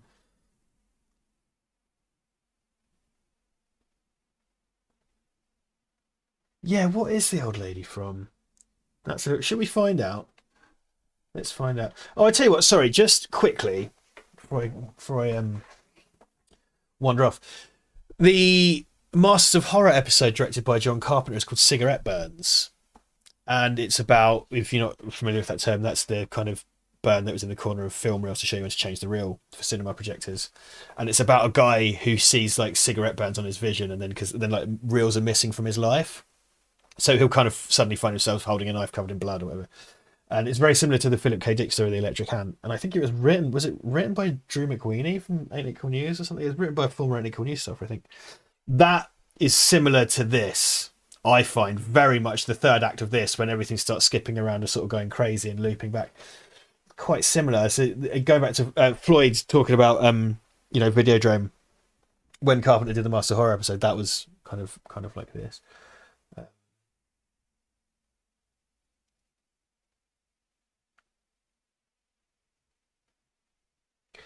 I think that the Duncan saying barrel when he caught someone looking in the camera, that came after. That came after the episode. Tyler Durden told us about cigarette, but he did, and single frames of pornography spliced into children's films. God, I haven't watched that in years. Fight Club. I used to be, because I was a teenager when I read that. I went to a couple of Chuck Palahniuk signings, and I've got like a bunch of signed Chuck Palahniuk books somewhere. Because I went and saw him at like what's that old bookshop called that closed down, the big chain? Borders. Saw Chuck Palahniuk Borders twice, and he signed all my books for me and my DVD. So there you go. Happy Gilmore. Yeah, there you go. Hotel Lady is Frances Bay. She's in Blue Velvet. Blimey, she's all over the place. Blue Velvet. There's a few other examples there. Happy Gilmore. Arachnophobia, says Dan. 173 acting credits, says Solex. Fuck me. Twin Peaks. I'd love a Tales from the Crypt box set, says Mike Kingston. Yeah, that would be awesome. The new the Greg Nicotero produced one's out, isn't it? Or out soon. So that's kind of cool. I'd be interested to see that. Oh no, that's Creepshow, isn't it? I apologise. That's the new version of Creepshow, because that's the Romero thing. I do apologise. I hope the latency isn't too bad tonight. Doesn't appear to be. I love all this stuff with the church. I love that Dutch angle. A few moments ago, it's a Dutch angle up the steps. It's really good. And they focus on the mosaic and stuff. It's really cool. Yeah, Arachnophobia. I loved that when I was a kid. I just thought it was the best thing. Oh yes. Now we have Viggo the Carpathian is one of the townspeople that turns up. The guy from Die Hard, who was a horrible monster in real life. I can't remember this fight. He's got a crazy name. I'm just going to put Viggo the Carpathian into Google. I think I've talked about him before. He was a really not good dude. I'm sure the Ghostbusters fans are gonna know this one. Oh Jesus God! Guys, don't go on the Ghostbusters wiki. It's fucking long as my arm. Jesus. Wilhelm von Homburg. Yeah. He did bad things, it's alleged. But we shan't get into that. There he is. He really had a face on him, didn't he? He really had a face on him. Arachnophobia is incredible. Vivi watch party. Yeah, I'd be up for a watch party of Arachnophobia. We need some. Every time that shot happens in this film, when we see Jäger Proc now, he always looks younger than I expect. And this is a man who's got a face. It's like, no disrespect to him. He's got a face that looks like it's made out of leather knuckles. You know what I mean? But it's all the hair. It's the hair that does it. See, he's released the hounds. He's got his dugs. I love how you get the puffs of breath from the dugs as well. He looks dead cool, doesn't he? I have the film. I think I might have just binned it off on my DVD purge, but the film See Arnold Run, where incredulously, Jürgen Prochnow plays Arnold Schwarzenegger, which kind of makes sense, but also massively doesn't at all.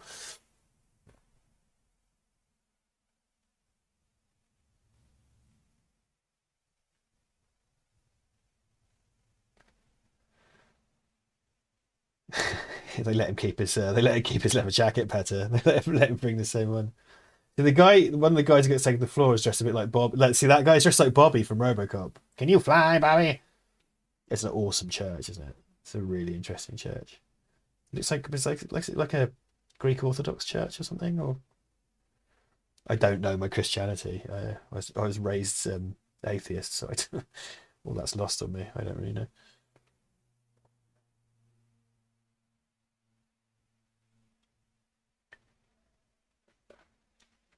Okay, this is really unprofessional. Logan, if you're okay, I'll answer this. If your personality was an ice cream, what would it be? That is a weird question. That's like a dating profile question, isn't it? Rum and raisin, because I'm usually drunk, and I'm full of dried fruit. I do have dried fruit with my granola and my boring house cunt diet. Yeah, I'm boozy and full of dried fruit. I hope that answers your question. I'm gonna go pee. I'm so sorry. Normally I'd have Duncan here to fill in. I'm gonna go pee. I'll be super quick, I swear. I'm gonna time it. That's a fun game. That'll kind of like a fire in the arse. Be right back, I promise. Love you, bye.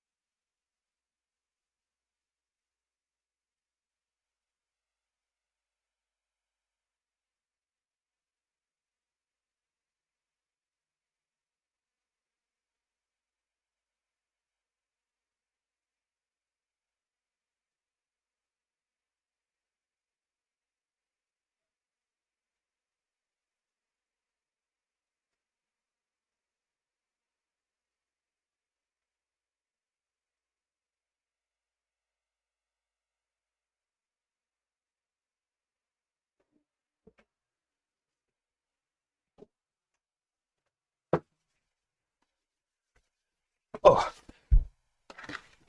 haha. That was 1 minute 4 seconds. It's a shame. I was hoping to get it in under a minute. Well, I hope, I hope you enjoyed that. I washed my hands, Chris. Chris, you were quiet until there was hygiene talk. Don't worry, I washed my hands. Did you know what? I've also tried to make the habit of doing more hand gelling, and I'm going to do that. This is Type Jubilee Production Hand Gel. We've still got loads left because people just kept using the museum's one that smelled of tequila.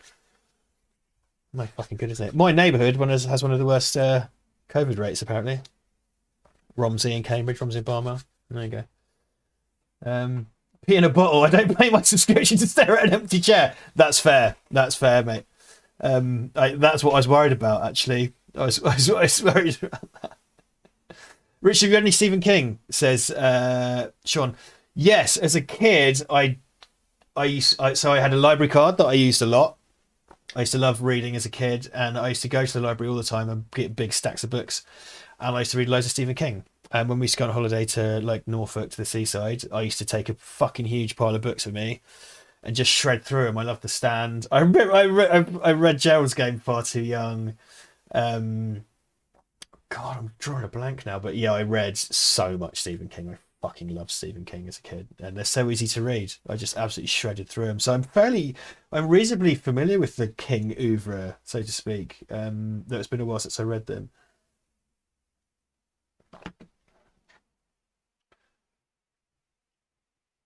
If you could hang out with a celebrity for a day, who would it be and why? Well, Sean Connery at Legoland, wouldn't it? Windsor Castle.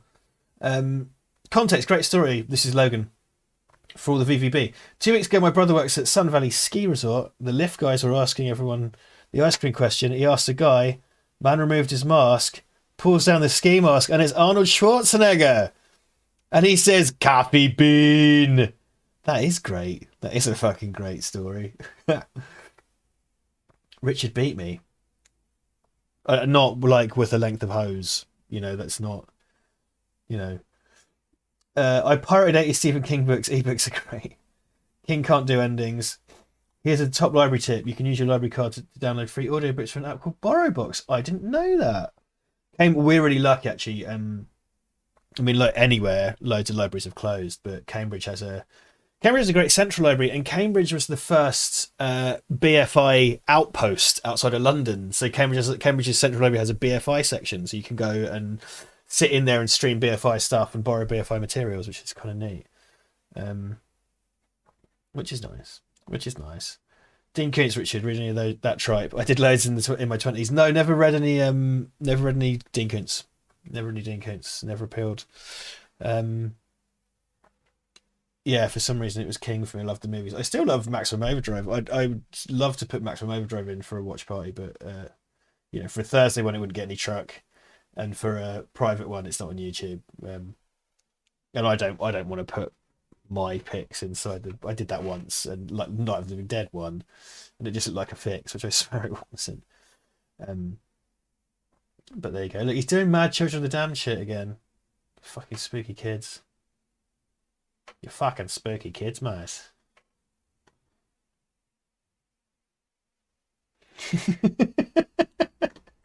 Stan Montgomery, I'm now having an existential crisis that I'm paying £10 a month to watch someone go over pee, leave me to stare at an empty screen.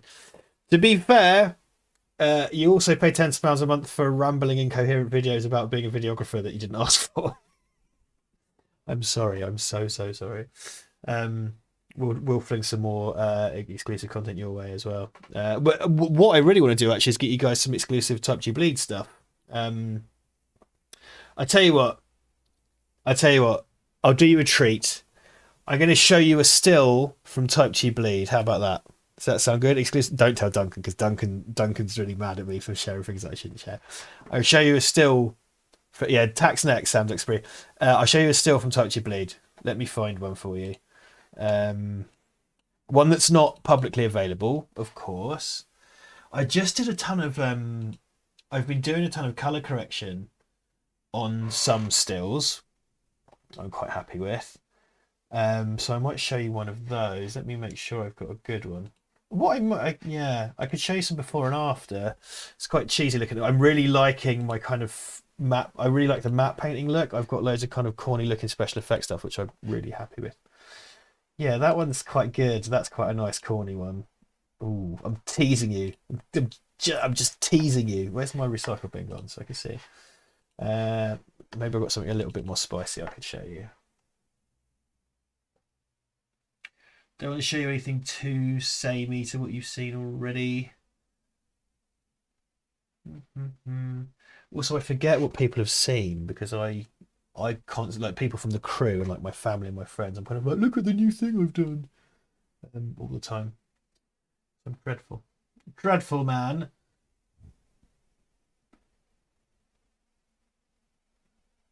These aren't proper color grades, by the way. These are just they're work in progresses, I think, is the best way to put it. Yeah, let's get okay. Here's a couple of things we can do. Okay, so thing the first. Don't tell Duncan. I'll get in trouble.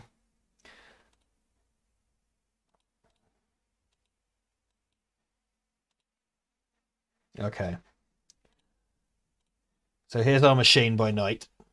I'm not, this isn't finished, but like the glow at the bottom is fake. The lighting at the top is fake. I've punched up how the machine looks. That is a real prop.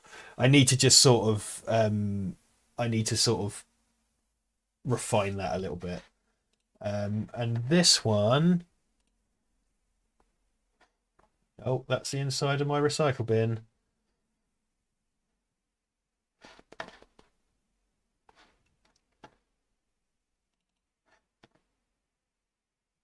That's just a nice sort of row of computers from inside the museum that I'm quite happy with. That's not color graded properly. They all turn on in sequence, which is kind of neat. So yeah, there you go. There you bloody go. exclusive stuff.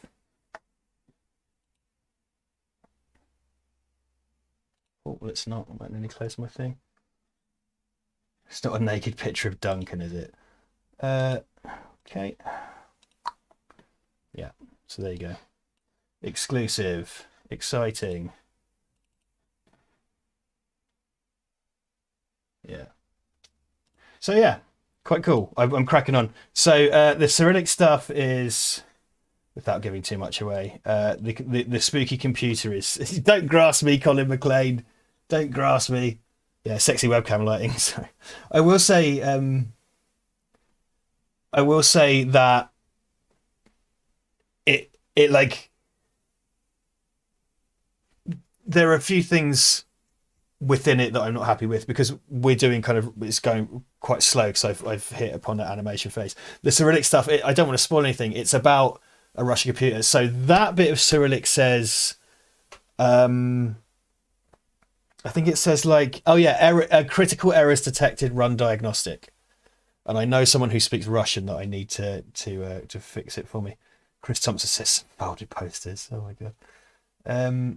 Have you got your curtains open? Your room seems to be getting progressively darker. I have got my curtains open, but it's nighttime, so it's getting darker. I don't have any artificial light on. I might have to chuck that on in a minute. Carl Goddard, if you had to drop out of directing Touch You Bleed and could choose any director to shoot in your place, who'd you go for? Cost irrelevant.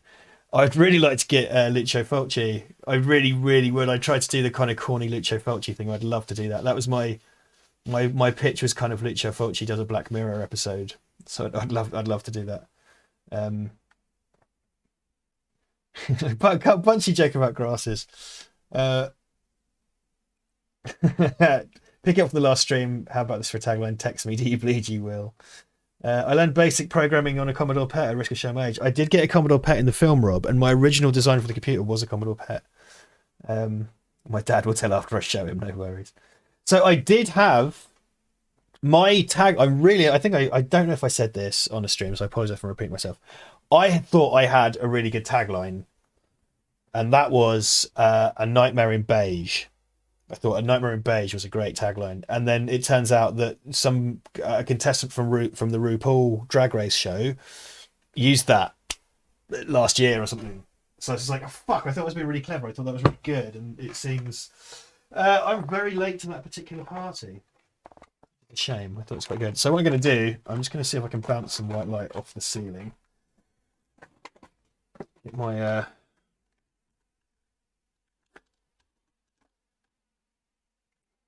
just blind you with that. Blinded by science. Let's spice things up a little bit. God, that is fast.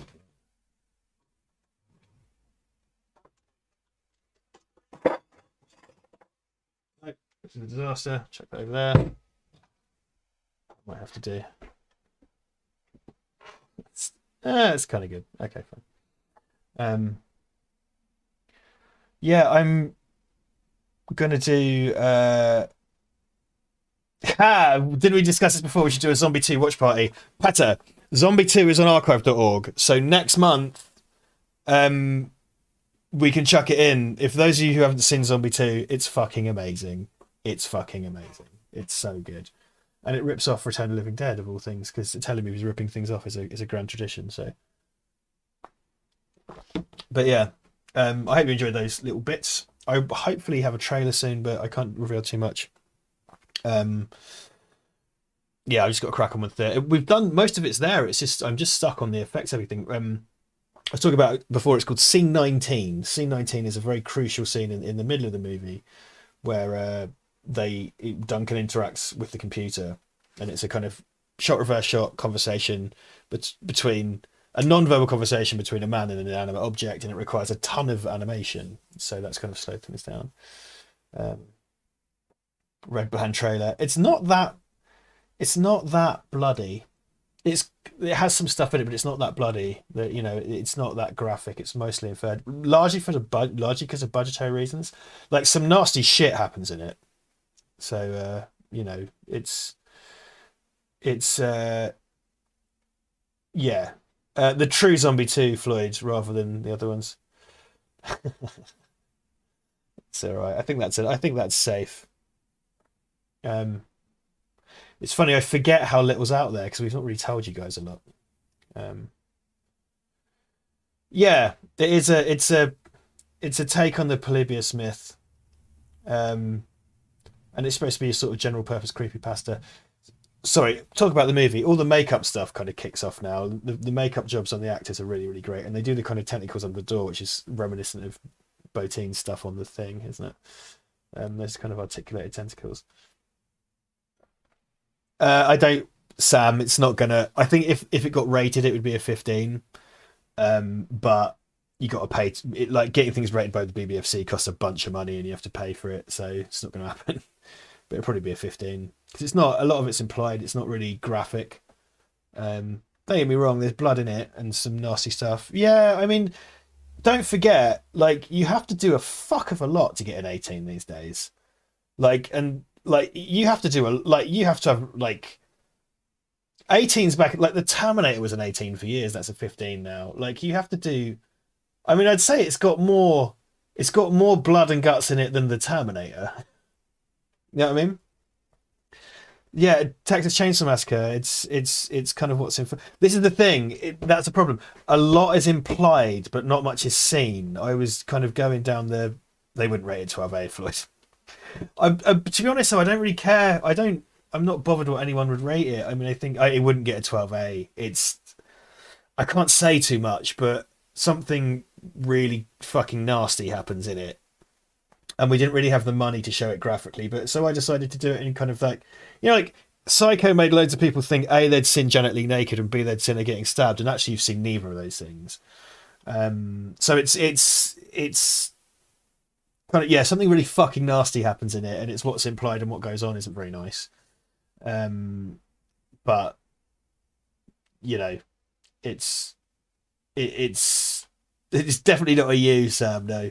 Petter, the shorts of a rating system. You can send anything to be rated. I don't in this country at least. You can send anything to be rated, but it's very expensive. The BBFC cost per minute, and then you only really need it rated if you have a mind to properly distribute it. Which, we're going to get it around the festivals and we're going to put it on YouTube. I keep talking about this. I really, really, really, really want to do a screening at the museum and give all the patrons the first tickets. That'd be so good. Be so good. I can't say anything. I want to say what's happened, but I can't tell you what's going on in the film because it'll spoil it. Because it's a 15-minute horror short. It's if I tell you the details, it will spoil it, which is a shame.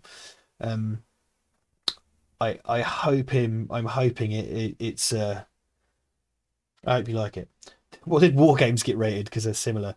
War Games must be a U, right? Because there's nothing bad happening. The threat, the menacing threat of nuclear war. But I don't think War Games is even sweary, is it? The myth of starting a car with a screwdriver. I love this is the part of the movie when things the break into the third act when things really start to decay and you start to learn that it's in a something's wrong and we find out that he's in a fiction and stuff. The cinematography here is great, all the kind of teal and tungsten stuff, the kind of nighttime thing. There goes Andy Warhol on his bike. TTYB is sweary. Yes, it is sweary. We've got a couple of fucks in there. No one says cunt. It's quite the tone of it. It's got some quite comic stuff in it, and the tone of it is like an Inside Number 9. That's the idea. It's quite or League of Gentlemen. It's got that kind of tone. Is there a hotel near the museum we can all stay and hang out in? Yeah, there are two. Right next to the museum, there is a Travelodge and a Premier Inn. Which is really useful. So our actor Mike stayed in the Travelodge, I think, for his 2 nights. So yeah, it's a hotel right there.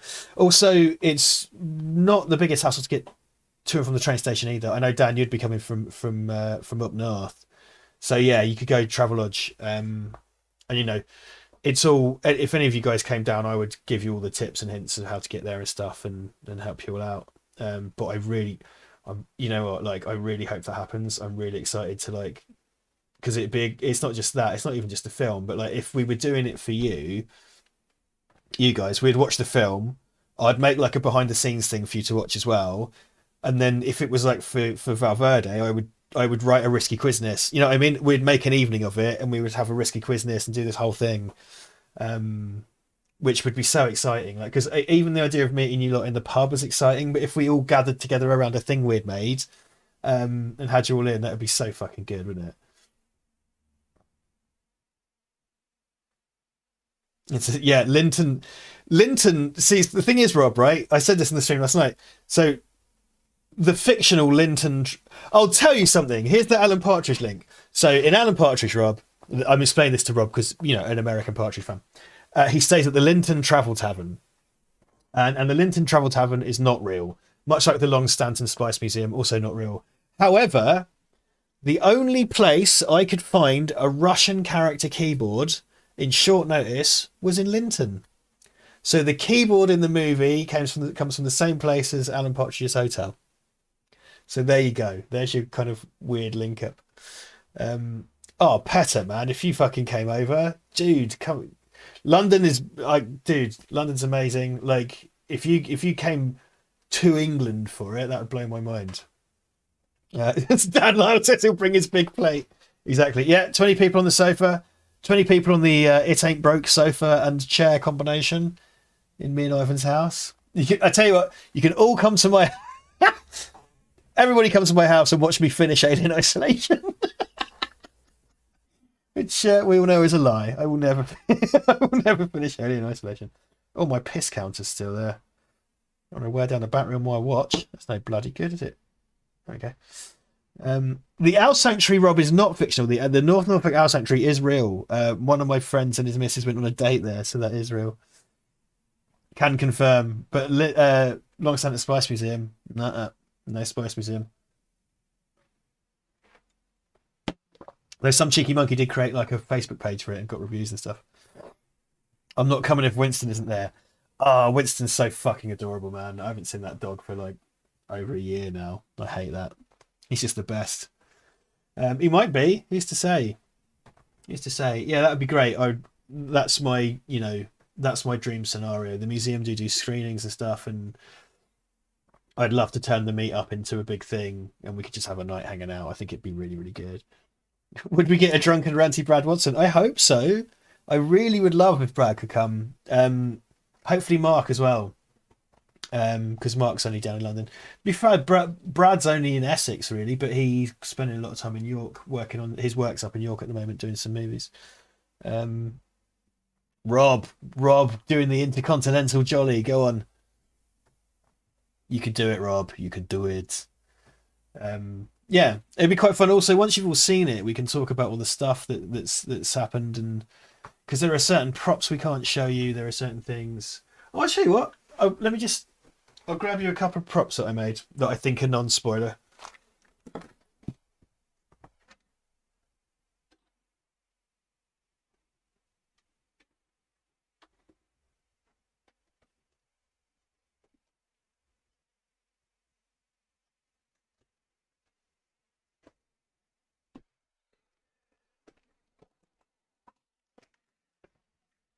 Okay, so both the characters. So I made lanyards for both the characters, and I got them both to take sort of awkward pictures of themselves for them. Um, I made up a fake name, which is the Microcomputer and Video Game History Center. I designed these. These barcodes are real, and they reveal data if you scan them, which are spoilers for the movie. You see, it says director and temporary staff. Mike's character is a bit kind of more geeky than Duncan's character. That's so I did. Duncan's character is the more kind of straight edge guy. So Mike's character has kind of little badges on there. There's like a Judge Dredd badge, a Red Letter Media badge. I made up a fake address for the museum, which is the Microcomputer Video Game History Centre, Tremel Business Park, Threlford, TH1 TPT, which is a made up place.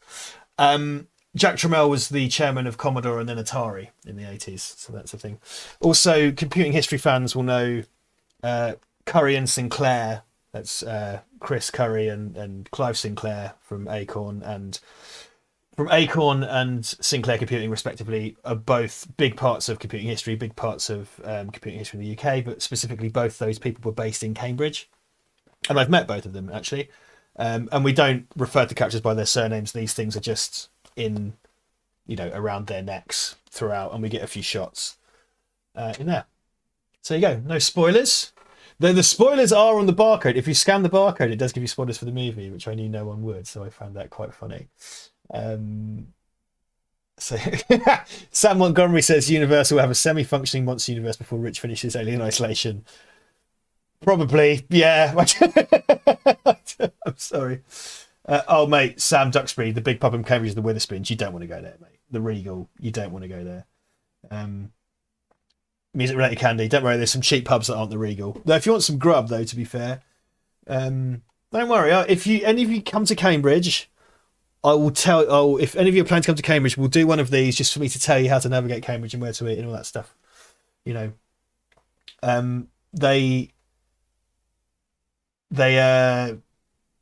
the museum is buried on an industrial estate that's really it looks really sketchy. You have to go over a railway track. It's down an industrial estate in an old like car parts warehouse. Because Cambridge University just own all the city centre, so they couldn't put their premise in the city centre, so they got this place out of town. Well, it's in the centre. It's on the edge of the centre, but it looks so sketchy, man. If you take people down there, it's like the start to a sort of a low budget horror film. Ironically, Witherspoon do a great breakfast. It's true.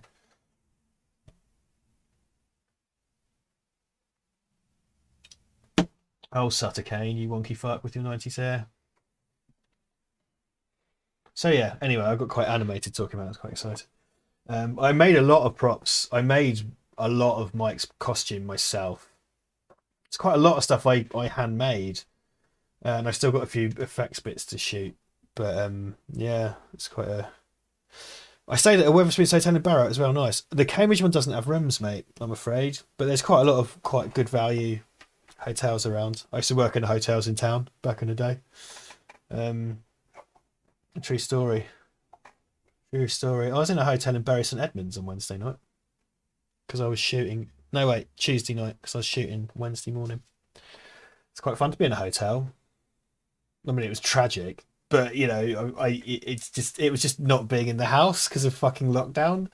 It's kind of good. But then I'm off to Brighton next week to go work on the colour grade with Si. So I love this shot here. Do you remember? Because in the mental asylum at the beginning of the movie, there's that thing of kind of symmetry and horizon lines, and they do it again at the end of the movie. A completely different tone. Yeah, tragic fun. You know, I sat and watched Bob's Burgers on ITV9 and had a fucking takeaway. A naughty takeaway because I'm on health wanker food at the moment, which just means I don't get to have a naughty takeaway tonight. So whatever.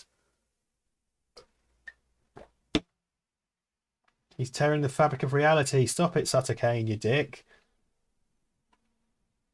Pat, I am taking mental note. Zombie 2 for next time. I want that on the list. It's the only thing I'll be prepared to do a fix over. Yeah, this is neat. The whole kind of the pages of the book and stuff, and it's a film about being stuck in a book, so it's kind of doing that. I love how that looks as well. That through the pages of the book, it's so cool. Completely off the wall as well. Yeah, I have a cheat day, Floyd. It's normally today, but I did it on Tuesday night. Yeah, I did it on Tuesday night, so I don't get a cheat day. Well, I've had it. I ordered chicken tenders from a place. But you're all fascinated, aren't you? So I love that piece of that bit of set that's like it looks like a practical wall that's just got loads of text from the book. It looks so cool. Like it flaps around and stuff. The lighting there is wonderful as well. All those kind of like bits of like on his hair and stuff.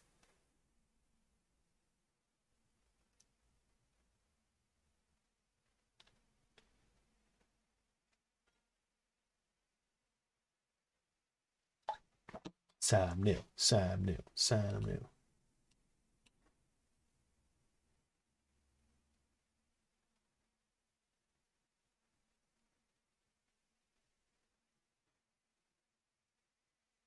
Music here is great as well. It's just I love the foreboding in this is great. It's so there's something about films that sort of because it's about disassociation, right? It's about when you're removed from reality, and there's something so kind of inscrutable about that and unknowable. I find it really unsettling. There are a few films that do that kind of. The Quiet Earth kind of does that. I think anything about kind of Empty Earth because this goes full on apocalypse at the end and everything.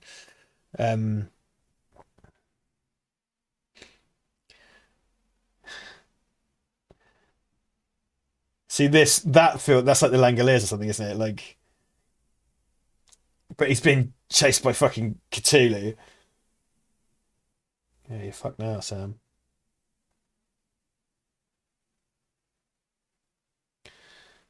Logan, did you like New Halloween? I wasn't mad about it myself. I kind of struggled to see the point in it. I didn't really see what it was doing. I didn't. I don't think it justified its own existence. Perfectly honest with you. I mean, it wasn't terrible, but it's kind of like, oh, here's the real story. And it's like, well, it's not that different from what we've already had, if I'm honest. And they're making another one. And it's like, well, Michael Myers got trapped in a basement and burned to death. You're doing what every other version did. So, nah.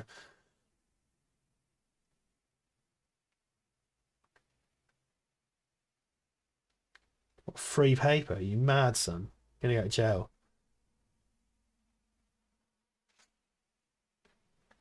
He's been attacked by Chewbacca's chessboard, says Dan. Yeah, I'm quite like so Logan, like seeing Danny McBride go into serious stuff because he was in Covenant and stuff, wasn't it? It's been quite nice. So it's sort of Seth Rogen producing these Garth Ennis adaptations for Amazon. I found quite nice. It's your favourite Sam Neill horror film? I really like The Omen 3, actually. I've got a huge soft spot for The Omen 3, particularly when he tricks Ruby Wax into shooting that man in the face. It's not a sentence you get to say in any other context. This, of course. I mean, what other Sam Neill horror films are there? I mean, The Omen 3 again is the one, but there's this, Event Horizon, Omen 3 are the ones that come to my mind. Return of Bike Boy. The Fields of Corn and stuff really give it that King feel. It's that whole fucking New England vibe. Oh, that's Hayden. I wasn't paying attention. Oh, Dead Calm. Yeah, do you know what? I really like Dead Calm. I suppose it is. I mean, it's kind of like a psychological horror, isn't it? Dead Calm. I mean, because when he goes to the stricken boat, that's horror, like, isn't it? Like that's a, yeah, horror thriller. Yeah, they did a thing. There's so like the Red Dwarf books, still single. The third Red Dwarf book, The Last Human. I won't go into details on the Red Dwarf books. They do basically do a pretty straight up rip off of Dead Calm, but with like the crew from another dimension and evil Lister has dead calmed them. It's pretty much exactly that, coming to think of it. That was peak Nicole, wasn't it? Peak Ginger Nicole. Hey, I would do a Dead Calm watch party. Absolutely would. Yeah, it's these fucking wide ass lenses again, man. Yeah, these bits are quite similar to Children of the Corn, kind of similar to Children of the Corn, in that it's an empty-ish place and stuff. I love Billy Zane getting shot in the mouth with a flare. It's and it's quite reminiscent of when Judge Dredd shoots that guy with the flare at the start of Dredd, where he shoots the guy from District 9 in the face with a flare. You know, got Last Human signed by Craig Charles, still single. Stay strong, brother. I went to a taping of an episode of Red Dwarf and I used to be in the Red Dwarf fan club. Don't admit that to a lot of people, but there you go. I saw the new Halloween. I guess it's the best of the sequels, but your competition is film where Buster Rhymes karate kicking Michael Myers through a window. Is that saying much? That's you nailed it, Sam, with that comment, pretty much. Yeah, precisely. Can Sam drink 10 pints before the stream finishes? Fucking hell, Sam Duxbury. Good for you, mate. Jesus Christ. Well, there you go. Drink plenty of water. Gonna set the fire alarm off, Sam Neill, you mad bastard. I'm American. We play Judge Dredd the home game. Oh, there's a comedy hippie in purple.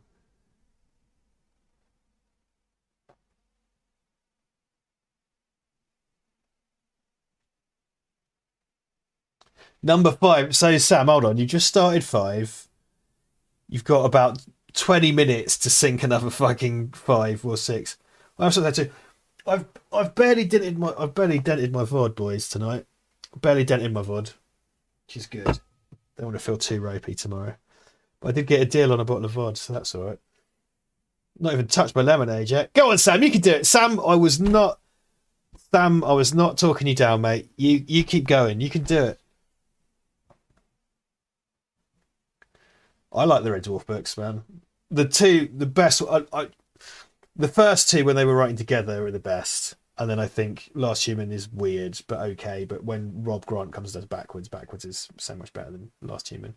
Don't at me. It's not an epic fail, Sam. You could do it. Shotgun him. Shotgun him.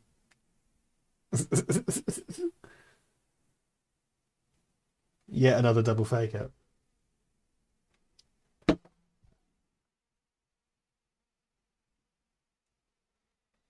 39 minutes till the new series of This Time with Alan Partridge. It's exciting times. Got to go downstairs and see Ivan. I remember a lass at college, says Floyd, that went to Red Dwarf conventions. She said she and other friends wore a letter H on their foreheads. Nice. Nice.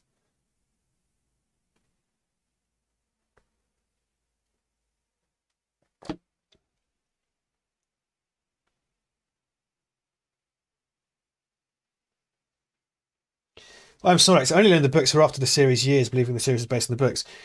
As well, you would, yeah, because if you read them, there's a lot to be said for those. They're very similar to the Hitchhiker's Guide, I think, and the way they reverse engineered the TV show into the books, you could completely be forgiven for thinking that. Like, absolutely, I won the books and I won a bundle of Red Dwarf goodies in a competition that my dad had me in there. Bless him. I love that. I love the reveal of the face under the poster. It's so good. This is such a offbeat apocalypse as well, because they revisit the shot from the first act. This is the most offbeat apocalypse where everyone's been driven crazy by a book, but then it's not really reality, or is it?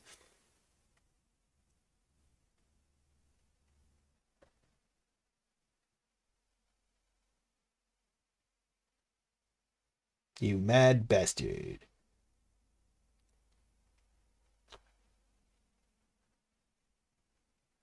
Sam Duxbury, first episode of New Alan. I had enough of him at uni, 1997. Sam Duxbury is hereby banned from all of Val Verde broadcasting platforms. Did I say it? Yeah, yeah. The new. No, not the first new episode. Like, I mean, they've it's been coming back in different forms for years. It's the thing they do a thing called This Time, which is like a piss take of the one show with Alan in it. It's fucking great. It's really, really good. But if you don't like it, then fair enough.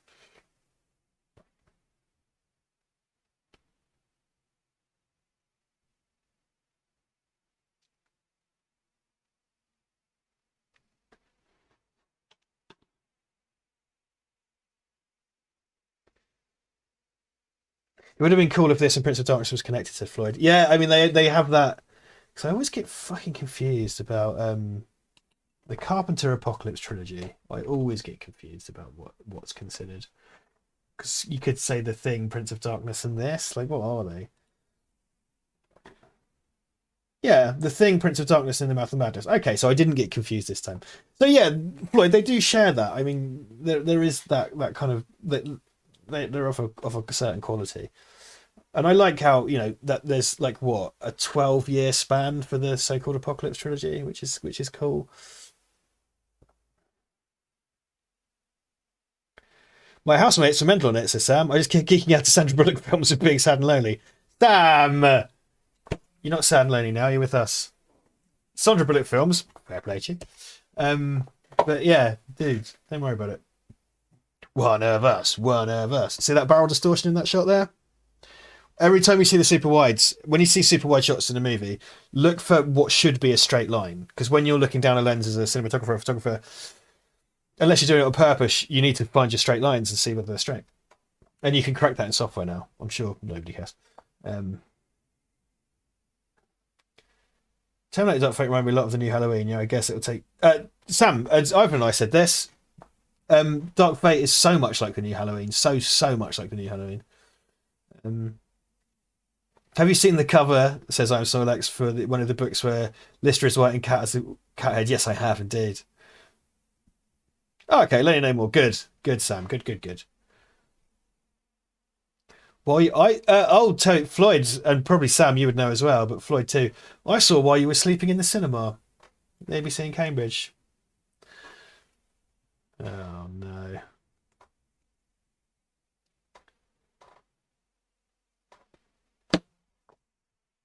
Does Duncan have it? Duncan has a Sam Neill quality to him, right? I don't know if it's just the hair, but Duncan and Sam Neill, I feel like Duncan's probably taller than Sam Neill. I don't know.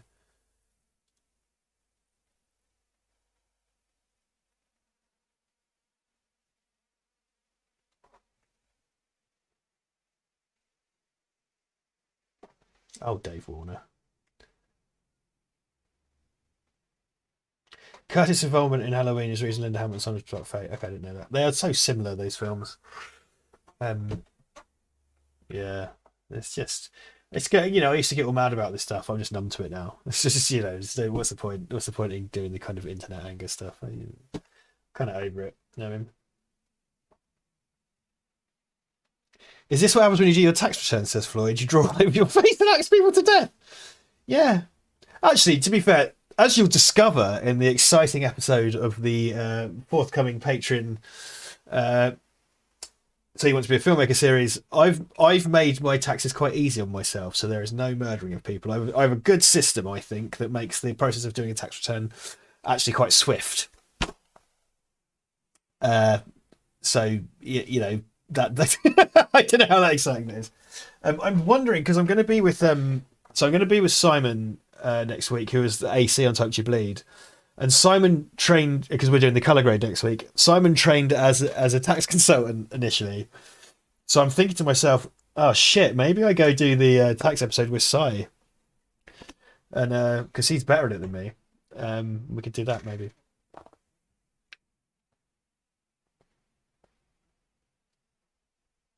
Friend decided to watch Robocop without us. He's only seen the first one with me, but he's confused about the one he's watching. I asked which one he's reading, says Sean, and he sends me back a picture of Robocop Prime Directives. Earth. Earth. Brutal. I used to process tax returns, says I'm Solex. I had one smeared in poop. Yes, of course, I'm Solex did his time at the HMRC. Is your system don't pay my taxes by any chance? No, absolutely not. I'm very hot on my taxes, and I believe, look, I won't get political. I don't like this government, and I think they're spending everyone's taxes wrongly. But I believe in taxation. I'm quite left leaning, so I pay my taxes honestly like a boring cunt. I'm not Jimmy Carr. I collect all my. This is my in the field receipt book. Which hasn't been used much, but when I go out on a job, I take my receipt book with me and collect my receipts. Then I've got everything else saved as PDFs, and I've got a receipt folder in my email. I have a expenses spreadsheet, which is in large print, so I can update it from my phone. And then I have my income spreadsheet, which is smaller print, that's usually updated from a computer. And I have a template for generating PDF invoices. It's just the sexiest. It's just the sexiest process. It's the sexiest process of all. Anyway, sorry, I shouldn't. We have a policy of not talking about politics on this channel, so I apologise. But taxation, right? Hey, I promise never to do that again. If you hate me because of my mild declaration of my political leanings, I do apologise. But they are what they are. I do, Andrew K. Yes, I do my tech sec Ned Flanders. Thank you, Floyd and Andrew recognise that. Yeah, the only thing that stopped the full Ned Flanders because technically I don't have to pay it to the 31st of January. I haven't done it yet. The only thing that stopped the full Flanders this year was the film, because I was so busy on the film. So I'm gearing up to do it soon, so I have until January. But I like to do it in April. Last year I did it in April as well. So there you go. Yeah, Gary Barlow's a piece of shit. But there you go. So I like this stuff where he kind of walks out into the apocalypse is great. How about Canadian politics? What do you think of Trudeau? I'm more of a fan of Rob Ford, the late Rob Ford, the maddest cunt ever in politics. I spent the last hour of work, says Sam, devirusing a hematology laboratory all ready for the bank holiday. God damn, that must be quite a job, dude. Well, I suppose an hour. That's pretty good going. Fucking hell. I suppose labs are quite clean to begin with, but then you have to be extra careful, I suppose. By the way, I completely things about Halloween. People brought up Halloween, and we're watching a John Carpenter film. That I completely forgot to talk about Halloween as a Carpenter film. We did the commentary on it. We did the watch party on it. It's pretty low on my list of Carpenter movies. I don't hate it or anything. It's really good and it's really interesting. It's a very important film, but it's not something that I rewatch particularly. Just to, Oh, Doug Ford's keep it with his brother's legacy. Jesus Christ.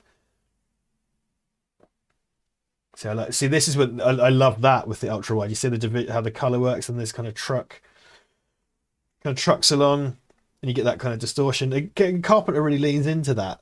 ultra wide look, and I think it really works. Yeah, wait, doesn't it say? Don't you get a detail on the poster where it says it's a John Carpenter movie, or am I going crazy?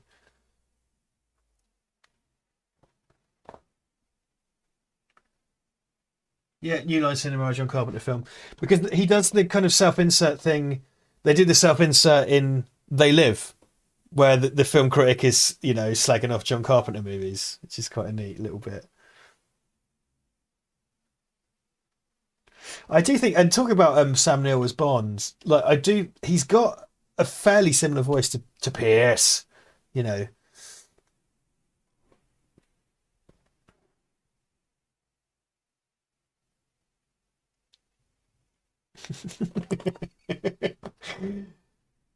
I don't know if Prime Directives is the worst Robocop thing, right, Sam Montgomery? But I'd say it's the most embarrassing. No other Robocop media has a close-up shot of a man who looks like a bellend wrapped in tinfoil with googly eyes.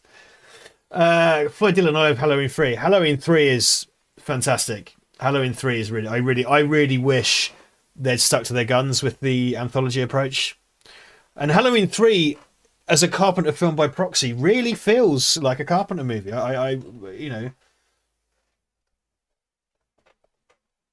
Great soundtrack. I do. The music to this is fantastic. Lovely, lovely stuff. I'm just going to grab my lemonade. Give me a sec.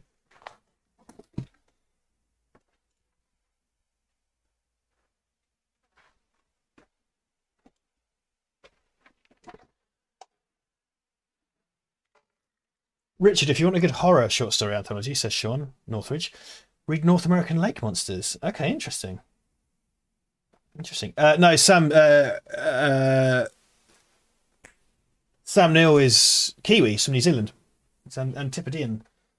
Yeah, Carpenter did do the music for this with somebody else. And this sound, because when Carpenter lets loose with the guitars, this sounds very Carpentery. I think his guitar sound is very, not that I don't think he's playing the guitar necessarily, but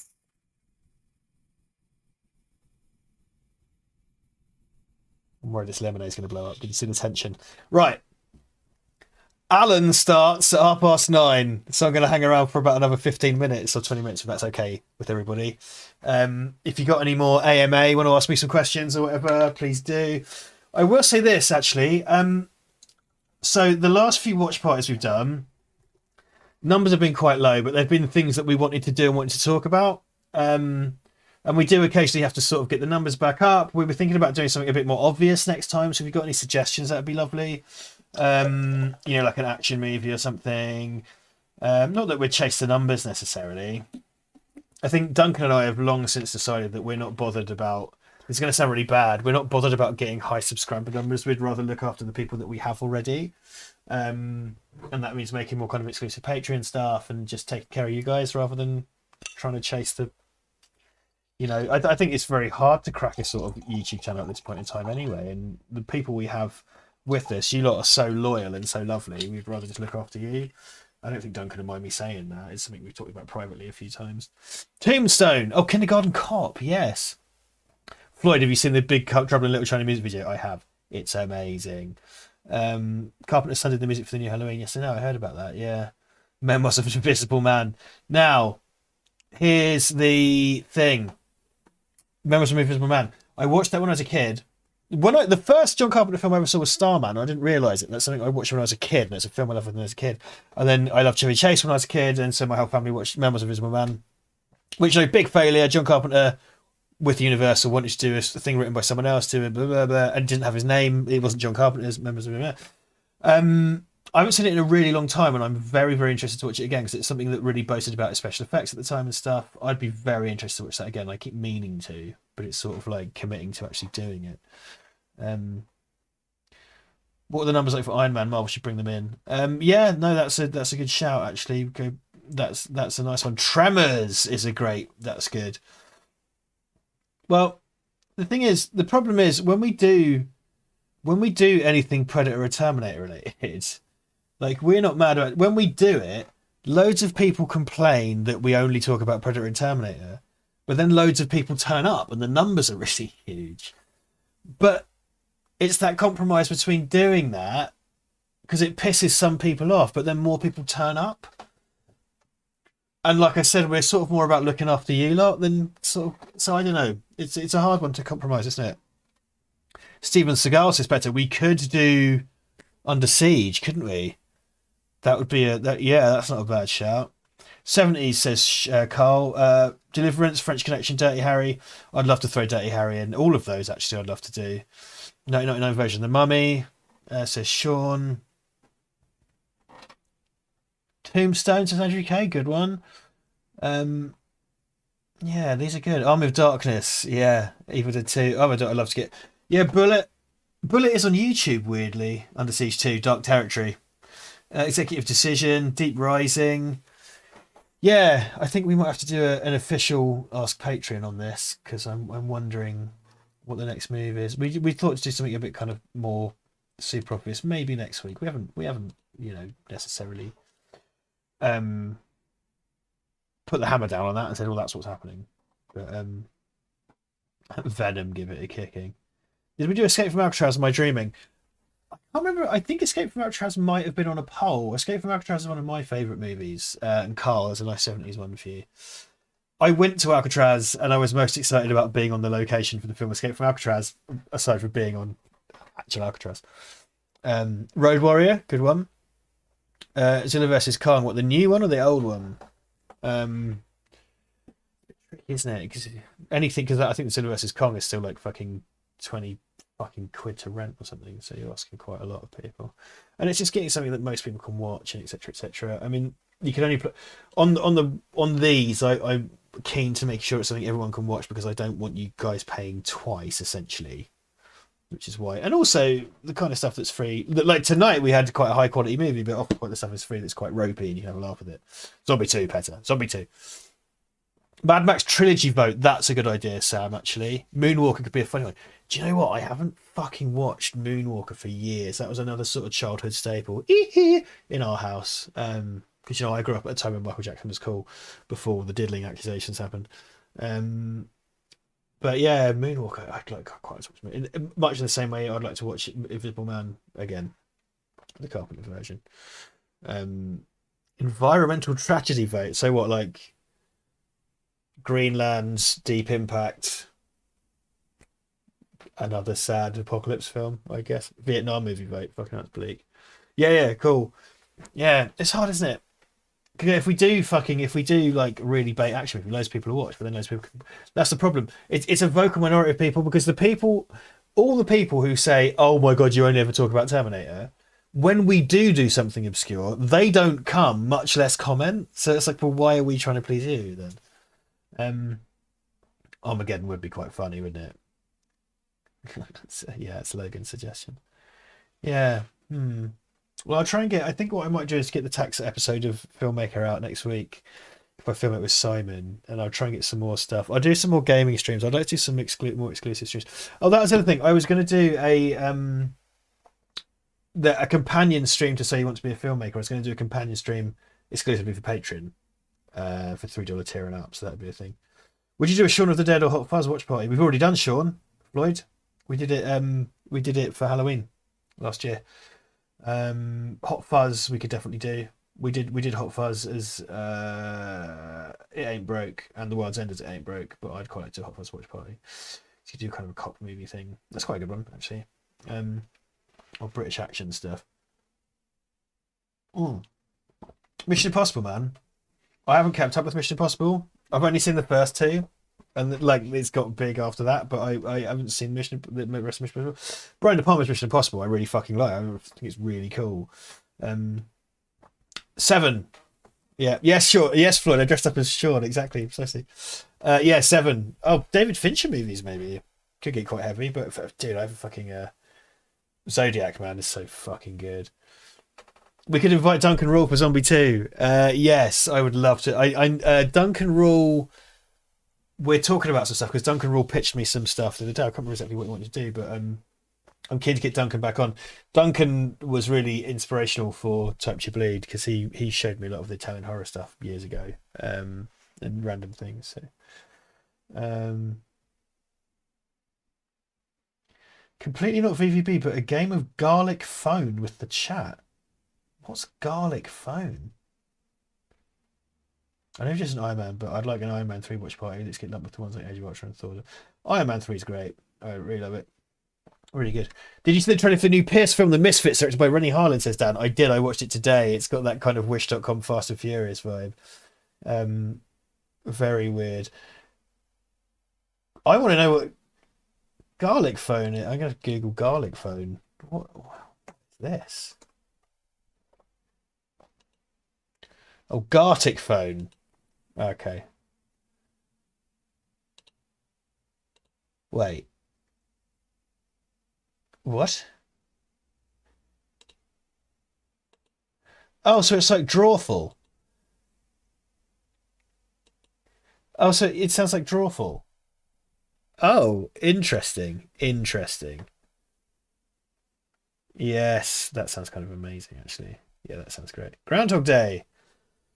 Italian horror meets creepypasta. The secrets are complete. How about a Michael Bean watch party? Navy Seals the Abyss. Oh, Carl, I wish. I'd love to get Michael Bean on the stream. It surprises me. Like, so that came from the website Cameo, which is where people are on there and you pay them to do a little dedication.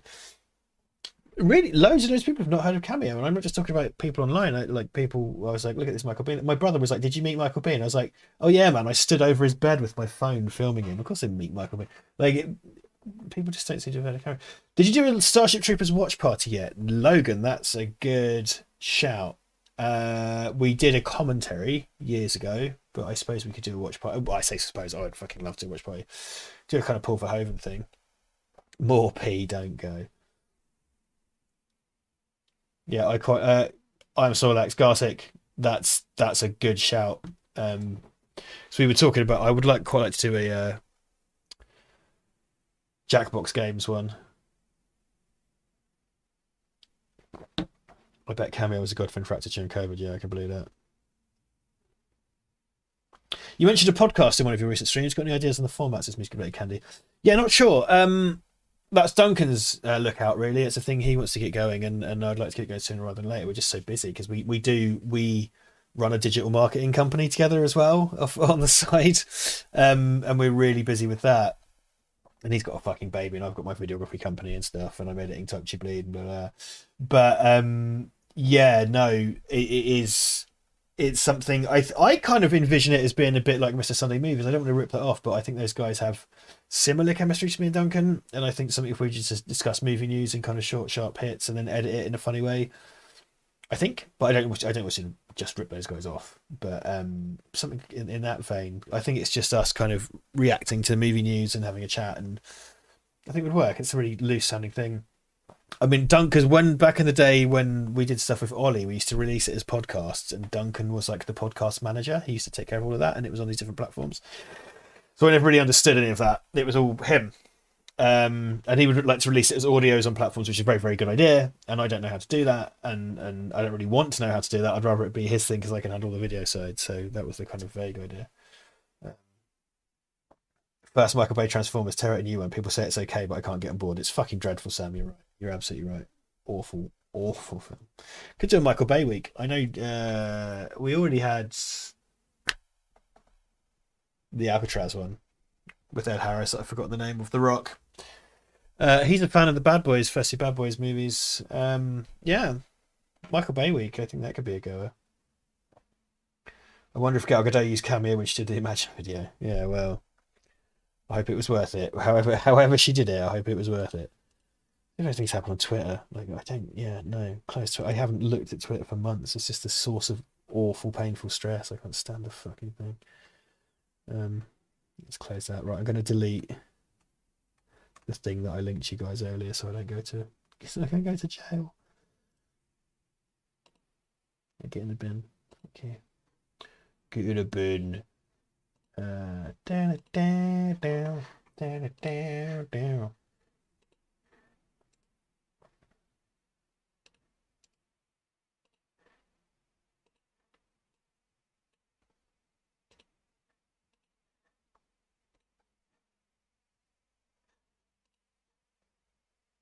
Any animated films?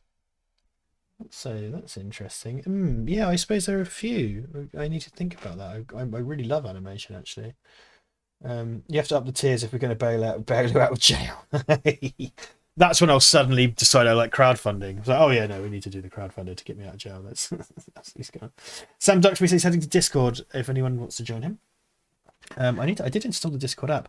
We need to use the Val Verde Discord more, don't we? I'm just dreadful. I'm really bad. I mean, Duncan doesn't even know what Discord is. If it's anything like on the internet or gaming adjacent, Duncan just doesn't know what it is. That yeah, we've kind of not used the. It would be quite nice to, if we did the Last of Us stream, we could do it on the Discord. What's going on in the Discord? Yeah, okay. Oh god. Okay. Yep, someone was in there this month. Crypt Keeper joined this month. I see Mike Kingston, you're still there. Ah. Yeah, see Mike Kingston, you're the fucking king of you're the king of the Val Verde Reddit thread as well, aren't you? God bless you. What's this one? That's a general one. Okay, yeah, there's Sam Duxbury checking on 30th of April. There he is. Just said hello. Hey. Hello, mate. Yeah, I just, need to spend more time administrating these because I just don't know what I'm fucking doing. It's worth fun in conversation hat as well. The bloody subreddit, man. Someone admin the subreddit. Remember Rich from the.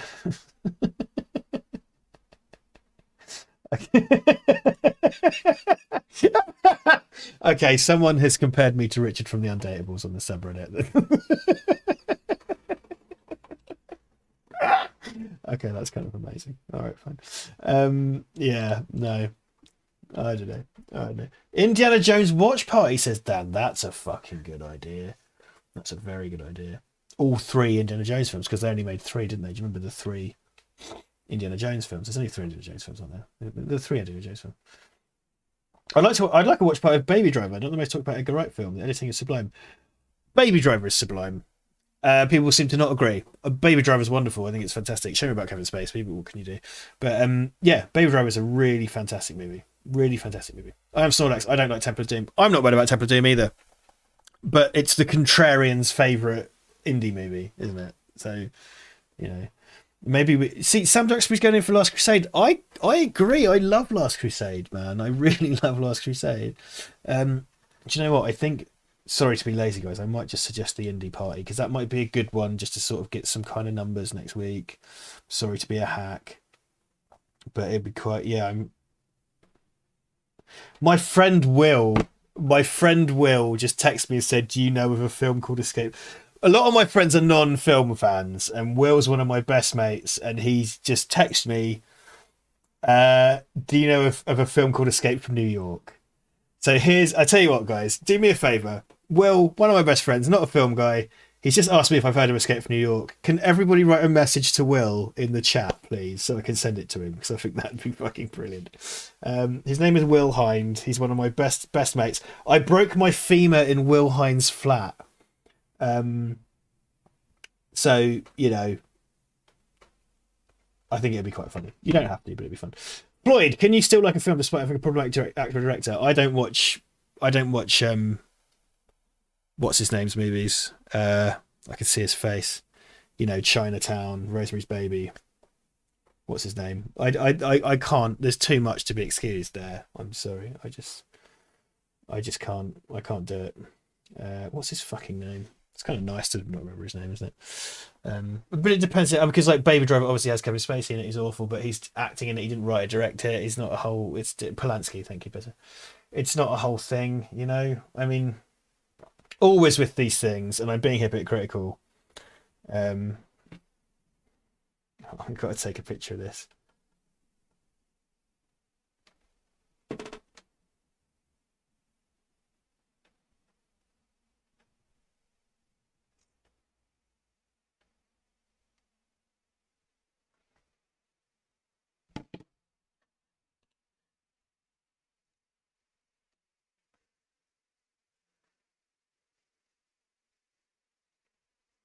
Yeah, it's a bit hypocritical because the thing is, it's sort of like bands as well. It's like the person in question very rarely did that thing on their own, because because like this is the thing, you're discounting work by, particularly on films, like hundreds of people usually, so you kind of writing because of one person.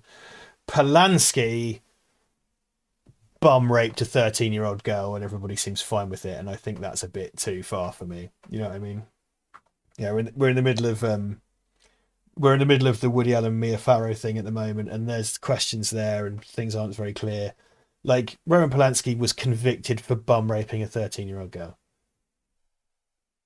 I mean, it's unambiguous in the extreme, isn't it? So I just tend to not watch his films. And I found in school, like it was always, yeah, Ansel Elgort, yeah, you're right, he's the sketchy fuck as well. Oh, Sean.